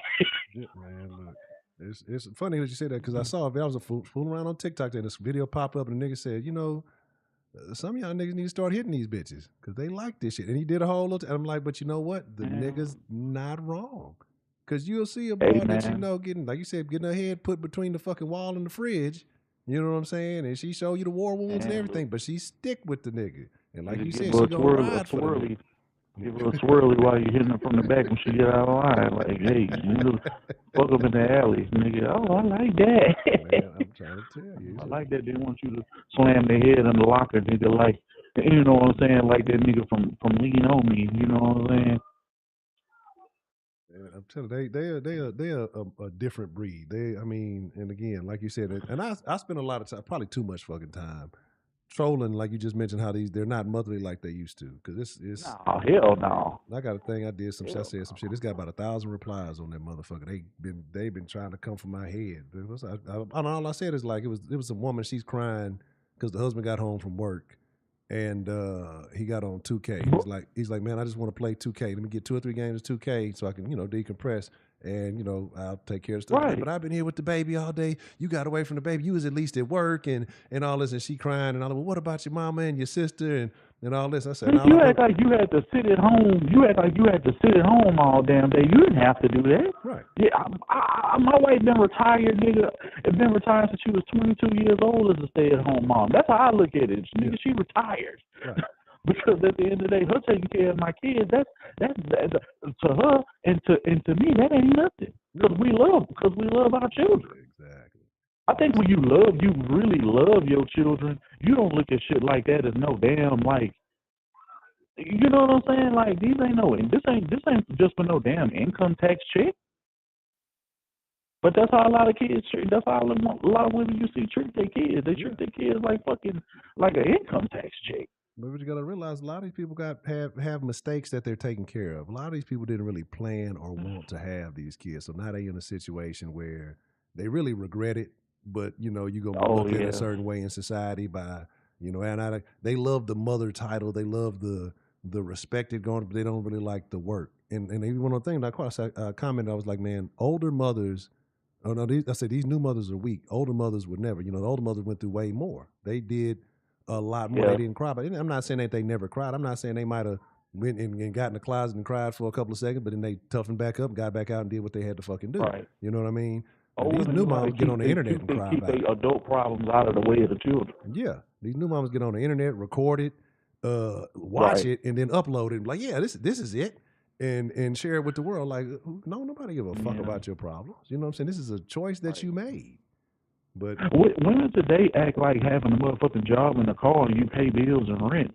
Nigga, you're a normal fucking adult. Like, I mean, you want a cookie for some shit that you supposed to do? Like, I don't get that. I'm like, this is me random. Yeah, I got a car. I work. I don't give a fuck. You ain't. They just act like they Oprah Winfrey or something. Like, you ain't Tyler Perry, bitch. Like, stop acting like you out here putting people on and you out here making multimillionaires, and you giving people tax advice, and you know what I'm saying? Like you putting them on a power play that's gonna set them up on for years to come. Like, come on, man. Like, you didn't operate like that. But a lick. Hey, that's it's not even in your nature to operate like that. I'm sure it is some women out here that does operate like that, but most women don't fucking operate like that. Most women don't even know what it's like to be friends. That's why most women don't have friends. I was talking about that the other day. Not a women, but they love to be friend dudes. Like I said, I was talking about the other day, say how easy it is for niggas to become friends. Nigga go to a basketball court, play a pickup game with some motherfuckers he ain't never met, and be cool with the motherfucker for the rest of his life. Not even have to know all this and everything. A bitch would be cool with be all right with a bitch she knew from elementary, and then let that broad forget her birthday one year.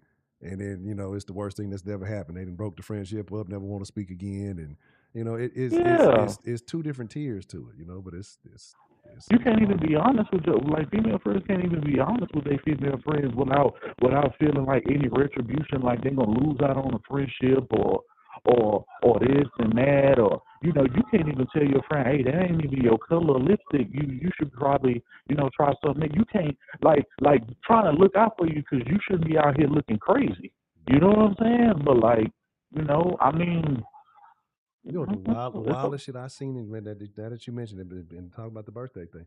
I seen a video where the bitch got mad at her friend on her birthday because she said, you supposed to dress down because it's my birthday and you out here looking better than me.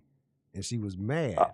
Like they was going to a birthday event or something. Like they was driving to go eat or do something like shit. You going out to eat. You going dress, if you're supposed to be a nice place. And she's mad. Like, and that's why I say the women's insecurities and jealousies, they eventually they gonna seep through. And she was mad, and again, recorded the shit, uploaded shit, shared it. Mad talking about the friend was in the wrong. If you just insecure, just say that. Just say you insecure. Yeah. You know what I mean? My wife done went through shit like that. Like with one of her friends, and one of her friends used to always say this and that, and then it's just like, man, and then when she comes in the home and she getting all the attention, and she wasn't a bitch, and she always got to hang with a bunch of big hoes to make, and she the smallest one to make it so she stand out in the group. Optical illusion, yeah. Yeah, I'm like, man, you should be like that. Like at the end of the day, if I feel like one of my partners, I can learn something from one of my partners, or niggas, because first off, niggas don't even hang around with niggas they don't like. I know plenty of women who hung around, even my wife to a fault, nigga was still around bitches that ultimately that she more than likely fell out with, but at the end of the day, I think it was just kind of like cool with the times to be able to think you had like some camaraderie or and some shit like that, but it's not like real friendship. It's just like I'm with you really for like a pick me up, or I want to be around a certain crowd of people, or I want to be able to do certain things and I can't do them. And, it's just like this social media age, nigga, that fucking women head up because every woman thinks that they has to measure up to somebody else, and they don't. If they don't. They don't have to measure. Like, you can't measure up to yourself. You don't have any personality on your own, so you got to constantly, hurt yourself every day by getting on your phone and looking at how somebody else lives and judge your situation that you don't really have no problems with, and then make problems because somebody in the position you wish you could be in that you don't even want to work for. You don't know what they do to be in that position. You're not willing to put in the work. You think it's just supposed to come to you. Yeah, it's a new level of delusion. But real quick, your thoughts on this conversation with the Ari Lennox thing and the Pam and Martin back and forth. We grew up in that generation. We was watching it live and in person. What do you feel about that? Do you feel like there's any sense of colorism, or is this bitch just delusional as well? For this goofy bitch to get online and say that Martin made her feel, bitch, that's your own insecure self. Because I can imagine you came up and when nigga tried to pretend like the dark girls, wasn't the end of this and that, and I guess that's a regional thing, and I think that's on personal problem, but it's all good, you know what I'm saying? So it's just like, at the end of the day, like who the fuck liking on you, and for her to take that type of situation when all he did was talk about her run over shoes and the naps on the back of her motherfucking head, but he talked about Gina in front of their friends and behind closed doors. Like I can't tell you how many times nigga on dates, nigga on this and that in front of her coworkers and shit like that. Well, that nigga Martin was always being on Gina ass about nigga her head size, nigga like nigga in front of his mama. Nigga, his mama used to drag him, nigga. Like, what are you do? Like, what are you talking about? Gina used to get it, nigga, from every angle. Like nigga, Gina, nigga, she used to get it from Shanae. She used to get it from Martin. She used to get it from Pam sometimes. Nigga, hell, Ty used to even make fun of her big head ass sometimes. Nigga, her co-workers, nigga, the Myra, nigga. Like, who was Gina, nigga, not getting ragged on? Nigga, even Roscoe used to show up to the door, nigga, and kill her. Like, what are we talking about? Like, come on, man. Like, get out of here, bro.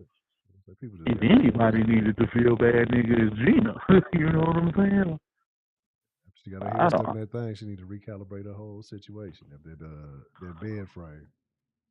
Oh, and remember when it was the little Italian nigga, the lawyer. That nigga got on her ass. Yeah. It ain't from the accident. Yeah, fucking accident, nigga. You big head ass. This big head bitch. Yeah, we was willing to go to court, nigga, to try to win a case because this big head asshole. Like, get out of here, bro. That shit a little bit. Well, okay. And then real quick, your thoughts on the Mr. Super Trick himself, man. Mr. Shannon Not So Sharp and this whole overall situation.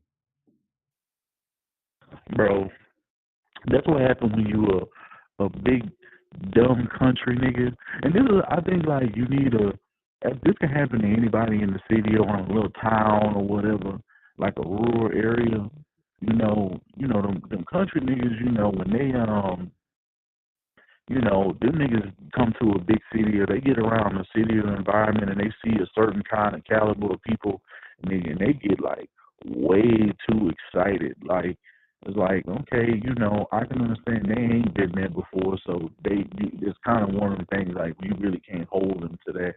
But it's just like, at the end of the day, bro, act like you was raised with some class, nigga. You was like, yo, you mean your grandmama, nigga, did teach you, nigga, some decorum, nigga? Like, I mean, like, chill out, bro. I understand you got money, nigga. You swole for a 50-year-old, but nigga, like, bro, like, I'm pretty sure you could bag some hoes out here, but bro, nigga, stop with the trick, bro. Like, you already got caught up last year, nigga, with the Michelle shit, nigga, on Instagram, the shit you set up. First it was the Michelle shit. Then it's this bitch talking about breed you with black, nigga. That shit would have made me scary. Now I know race play and shit like that is a thing. You know what I'm saying? So if you want to treat her like a white slave, or you want to be the slave and me, but you want to get the knock up the master, or whatever you want to do, nigga, that's on you. But like, bro, like, nigga, she was way too young, bro. Like, I mean, what did you really think? Like, I don't know, man. What you said kind of about, like I said, country niggas going to the city. Yeah, we know Shannon Sharp, a Hall of Fame, but it's right now, post-career, he has more popularity now than he ever had in his playing days. Because no question. It wasn't just me. Men knew him because that was when the football was still a man's league. Now, the football is kind of expanding, more women into it. But post-career podcasts, the gossip, Cat Williams, all that, like you said, all that, now he's bigger than ever. And so this is a new level of attention. He's what Kevin Samuels always tried to reiterate to women, that men get better with age. Yeah. He's a prime example that as the older you get, the better you get. Now, I ain't going to say that he will always make the right decisions, but for all intents and purposes, nigga, he far exceeds his 20, 30, and even 40-year-old self right now in his mid-50s. Easily. Like, he's popularized to it. He's probably the most popular former athlete talking anything sports related besides Chad Ochocinco, and a few people on ESPN, like Swagoo and Dan Orlovsky and some people like that here and there. But we can be real, like, nigga, Shannon Sharp, nigga, especially, nigga, when he was on Undisputed, nigga, was skipped for about 6-7 years. Like, nigga, bro, that was like prime time TV for sports. Like, he put himself, and he had a lot to say. He had a lot of knowledge. He knows the game. He speaks about shit pretty, and he willing to call out and like, nigga, fuck all that favoritism shit. Like, it is what it is. He gonna call it how he gonna see it. Of course, you ain't gonna be right about everything, but he called the game for what it is. And it's just like, for you to be in an opportunity, you got your own brand, you got your own liquor thing, you a brand now. And the fact that you just squandered every bit of $250 million, that's just what I can say your current projection could have been. You already killing it on Nightcap. You already killing it on Club Shay Shay. You already killing it on ESPN, and you got it set up so easy on ESPN, nigga. You only on the show 2 days a week, and still was able, and everything else that you wanted to do, nigga, your life was being honored. Nigga, you had shows airing the same time, nigga, the First Take was on. And you wouldn't even have to be there. Like, nigga, if you didn't have the most comfortable situation, nigga, of anybody within this, and then you really popping on YouTube. It ain't like you on the come up, or like you really up there. Nigga, you didn't, bro, Pat McAfee, nigga, signed a $300-something million deal, and I know, nigga, you would have far exceeded anything that he would have done. So that's why I was saying, at minimum, nigga, he fucked up at least $250 million. At least. On the back. Now you got to come out of pocket to pay these hoes, nigga, for what? And then you getting swindled by a bitch 30 years, like 30 years less than you. Like, you supposed to be raising the bitch. You supposed to be teaching this bitch something. Because much though, like, people like to be like, oh, they on some predator shit. No, I mean, she a real predator. But, like, yeah, that map since day one. But at the end of the day, nigga, she knew what was up. Nigga, she knew this nigga was a lick. She played her part. You know what I'm saying? And I mean, some niggas, this is just the position that they put themselves in. I don't even want to put it off on the women, because at the end of the day, like, nigga, what was you not thinking? What was you thinking? She was trying to put it on some old, you know how they do. You know how they do. But it's just like, come on, man. Like, come on, bro. Like, you should have distanced yourself. Right. That's right, bro. Come on, bro. But I agree with you, because the signs was in front of his face, but he kept going back. Like I said, to me personally, after that, put a big black, that would have rang red flags right there. That would have the last conversation. Man, it wouldn't have been a text message. Bro, we wouldn't even have. Man, what? That'd have been it. Like, it'd have gone on to the next. Like, that conversation would not continue. Like, that would cut off for less. So, I mean, there ain't no way. But again, you can't tell me that's her first time saying no shit like that. Absolutely. She was too comfortable saying it when she said it that time. For all we know, that was her 33rd time saying that to that nigga. We don't know. But it's at the end of the day, he probably thought the shit was going to blow over. You know what I'm saying? Like, oh, this ain't really going to be much at the end of the day. Nigga, stop taking everything, nigga, as a fucking joke, and that is not that serious, nigga, when it comes to your life. You finna lose more than what you got. So, nigga, now you got to hit nigga Calvin Williams up, nigga, for about like a part 2, a part 3, nigga, and a part 4, nigga, to be able to recoup what you lost to this bitch. Niggas just got 23 million just to throw away, nigga. You can't tell me, nigga. I mean, you hate to put it like this, but like, nigga, you can't tell me this nigga sitting on 100 M's right now, nigga, in his bank account, nigga, fluid like that he can touch. Yeah. So if you ain't got that kind of money, nigga, if you ain't, nigga, 20 million niggas gonna hurt, especially a nigga like you, because you done spent, what, a quarter, damn near a third of probably money that you done had that you still gonna be accumulating on top of the money that you done missed out on a major network, nigga? Disney, nigga? I don't, because if Stephen A. got paid 100-something million, nigga, you was gonna 3 times that nigga easily. Oh, yeah. Easily. So some old for the milkmaid for the coochie. I mean, hey, that's the niggas be. I don't, man.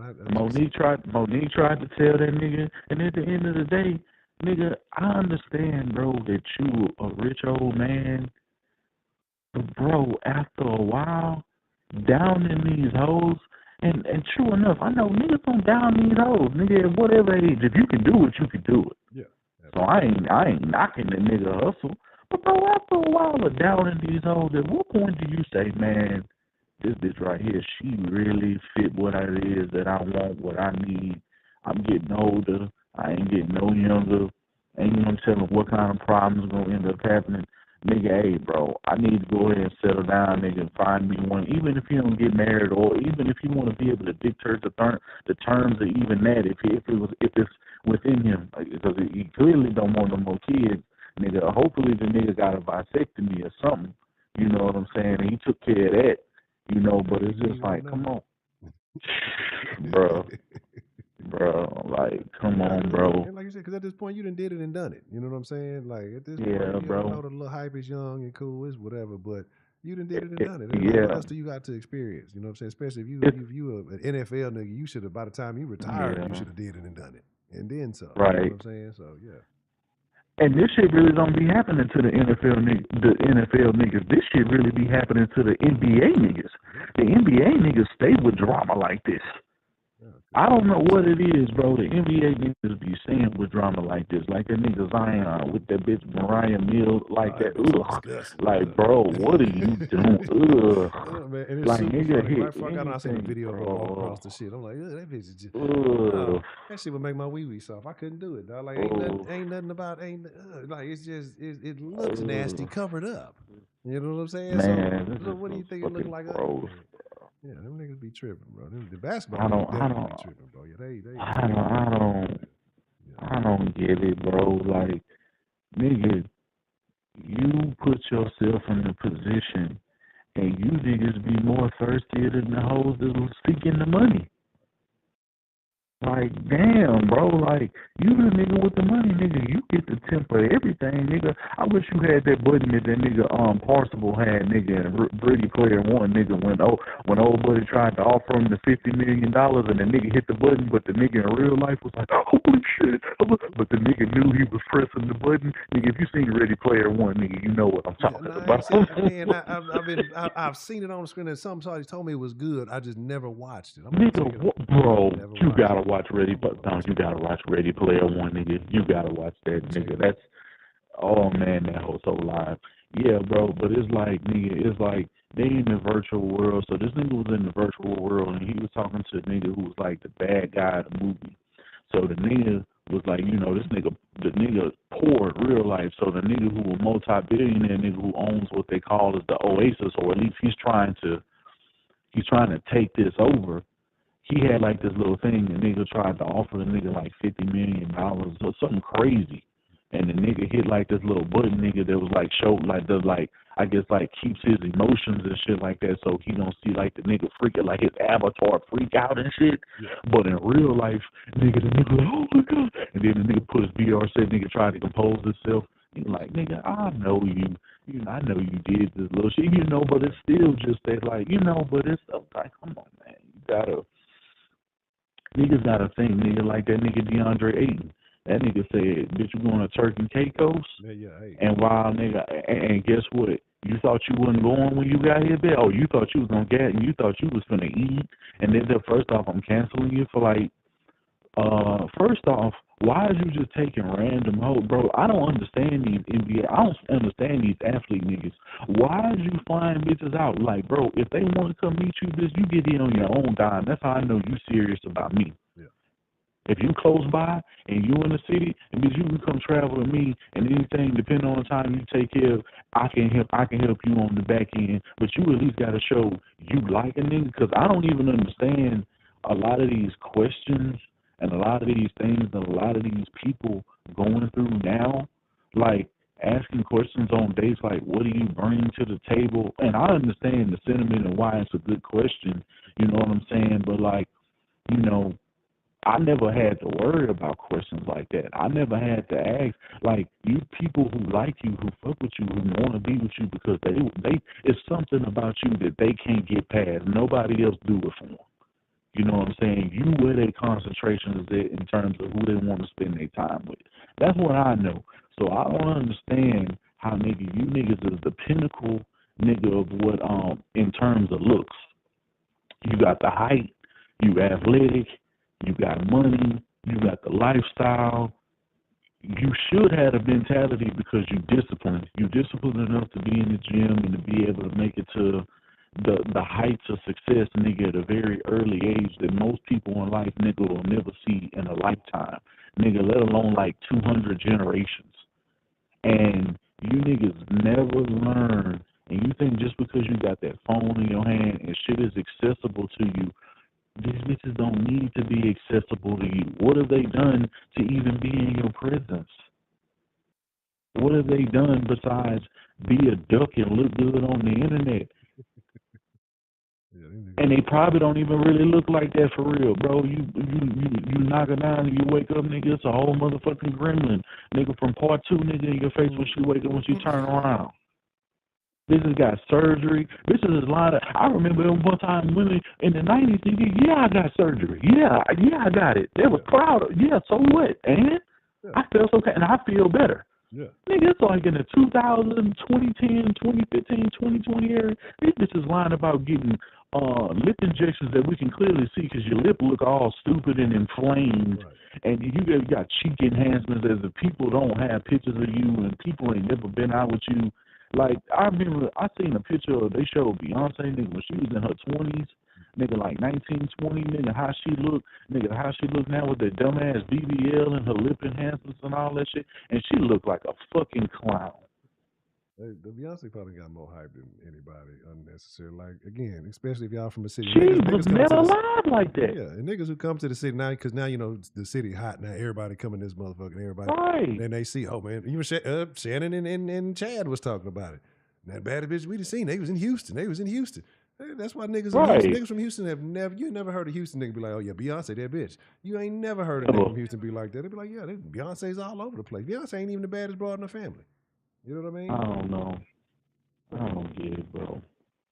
I don't know. These dudes like Shannon Sharp, bro, they got to make better decisions, bro. Like, these niggas got to, huh? Hold on. Yeah, Broderick. We're still on. We're talking about you and your bad choices, saying that Gina was better than Pam. We that's what we've been discussing as we took the poll and why you continue to make bad decisions and why you make bad choices. So this is what we're discussing. All niggas making bad choices. Starring Broderick Brooks Sr. Would you like to speak on that? Because clearly, when presented with options, you choose the lesser of the options. How do you feel about that? But yeah, like I say, man, it's a lot of wild stuff going on, man. It's just you have no Gina, man, buku Gina slanders, big head ass Gina. Gina has look, and you know, because even look at modern Gina. Like Pam looked like Pam from back in the day. Gina looked like a whole nother entity. She didn't got work done. She went and she just looked crazy, be getting these crazy ass haircuts. And she just like, she's fiending for it. That's why she ended up crawling back and amending, you know, the issues with Mark. Because she knows that was the highlight of her career. You know, the house parties and shit was cool and all that. You know the wildest shit I heard about Gina, bro? What's that? It was the shit through that bitch A.J. Johnson. You know the nigga who played Jody Mama? Yeah. So when she talked about her train situation, she brought nigga Gina up. Nigga was like, yeah, we used to I guess they used to have like dick sucking lessons, and she was teaching them, and they were like, she got phenomenal head skills and shit like that. I'm like, damn, whoa, wait. Like, I mean, I'm not surprised. Yeah. I mean, look at her mouth. But like, I mean, it better be good for something. But like, damn, like, you out here like basically like was giving them classes and shit like that. I'm like, wait, what? And why would you put her information out there like that? But you her homegirl? You her homegirl though. Like, come on, man. Like, I was like, wow, these hoes really ain't got no tech, do they? Oh, no. They don't give a damn. Man. Consequences for your behavior. They don't give a shit. Because other women gonna celebrate them. If a nigga say something, he's insecure, he's unstable, or he ain't secure, can't handle his manhood, or all kind of deflections and insults that they come up with. But then when they end up being down the line and nobody didn't seal the deal, nobody put the ring on them, nobody made that commitment. It's never them. It's always men. It's always But well, it is what it is. All right. Anything else you got on your mind, Mr. Wink? No, that's it. Okay. That's a BT. Well, I do appreciate you calling in and chopping it up with you. I'm gonna hit you up once we get off. About like 10, 15 minutes after we get off. I'm gonna shoot you a message, something on Discord, and then we'll work something out for the okay then. Yeah, we'll do like that. All right. I bet that. Appreciate you calling. Ready? Shout out to Wingman. It was a good night of calls. We had Dan the Man. We had Trill hit us up. We had Wink hit us up. All very good calls. I appreciate all you fellas calling in. I appreciate everybody who's still listening, except for Broderick. Because Broderick has been wrong. And here's the thing. Broderick's a good man. He's just wrong about everything, right? That's the only problem with Broderick. He's a good person. Probably I ain't gonna say great. I ain't gonna give him that much credit. He's a good man. He's just got terrible opinions. They're just like, I don't understand how it works. Like, you can be such a good person, but your opinions can be so bad. You know what I mean? But that's a good reason that, for opinions, because they're not facts. They're just opinions. But here's the deal, man. I appreciate everybody calling in. I'm finna get ready to wrap it up. Peanut ass been bitching outside the door, so I'm gonna go let this nigga in. He probably gonna bite me on the ankle. So I might be limping next time y'all see me. I appreciate everybody. Like I say, who participated, who was in the chat, who just, was a part of the conversation. It felt real. It felt like a good old den tonight. You know what I'm saying? Like I say, consistency. I'm not gonna lie to y'all. I don't know if we're gonna go tomorrow. If so, it'll be. I don't know, because like I said, I'm gonna do a sauce tomorrow. Cause I know sauce. They've been wanting something, so we're gonna definitely do a sauce tomorrow. If not, we'll see. So just check on the community page. Make sure you following on TikTok or Instagram. That's where I post stuff. Ed Honcho HTX on Instagram, Honcho HTX on TikTok. If not, make sure you're following just look on the community page on the YouTube, right? And tell a friend about the den. We're going to get this thing back jumping, right? And with that being said, I'm Chunk of Deuce. Y'all be cool like y'all be cool, man. I appreciate y'all. I love y'all. I thank y'all for tuning in. We'll get this thing back on track. And with that being said, I'm out. Y'all ain't got to go home, but y'all should be always late. Yeah, if y'all like me, y'all need to be in the house. We don't be out in the streets. We don't be out on the scene like that. We sit our ass in the house and do good, wholesome things like good, wholesome people. With that being said, I'm gone, man. I thank y'all for watching. Adios. Take care of yourselves. I expect to see y'all on the next stream. I'm out.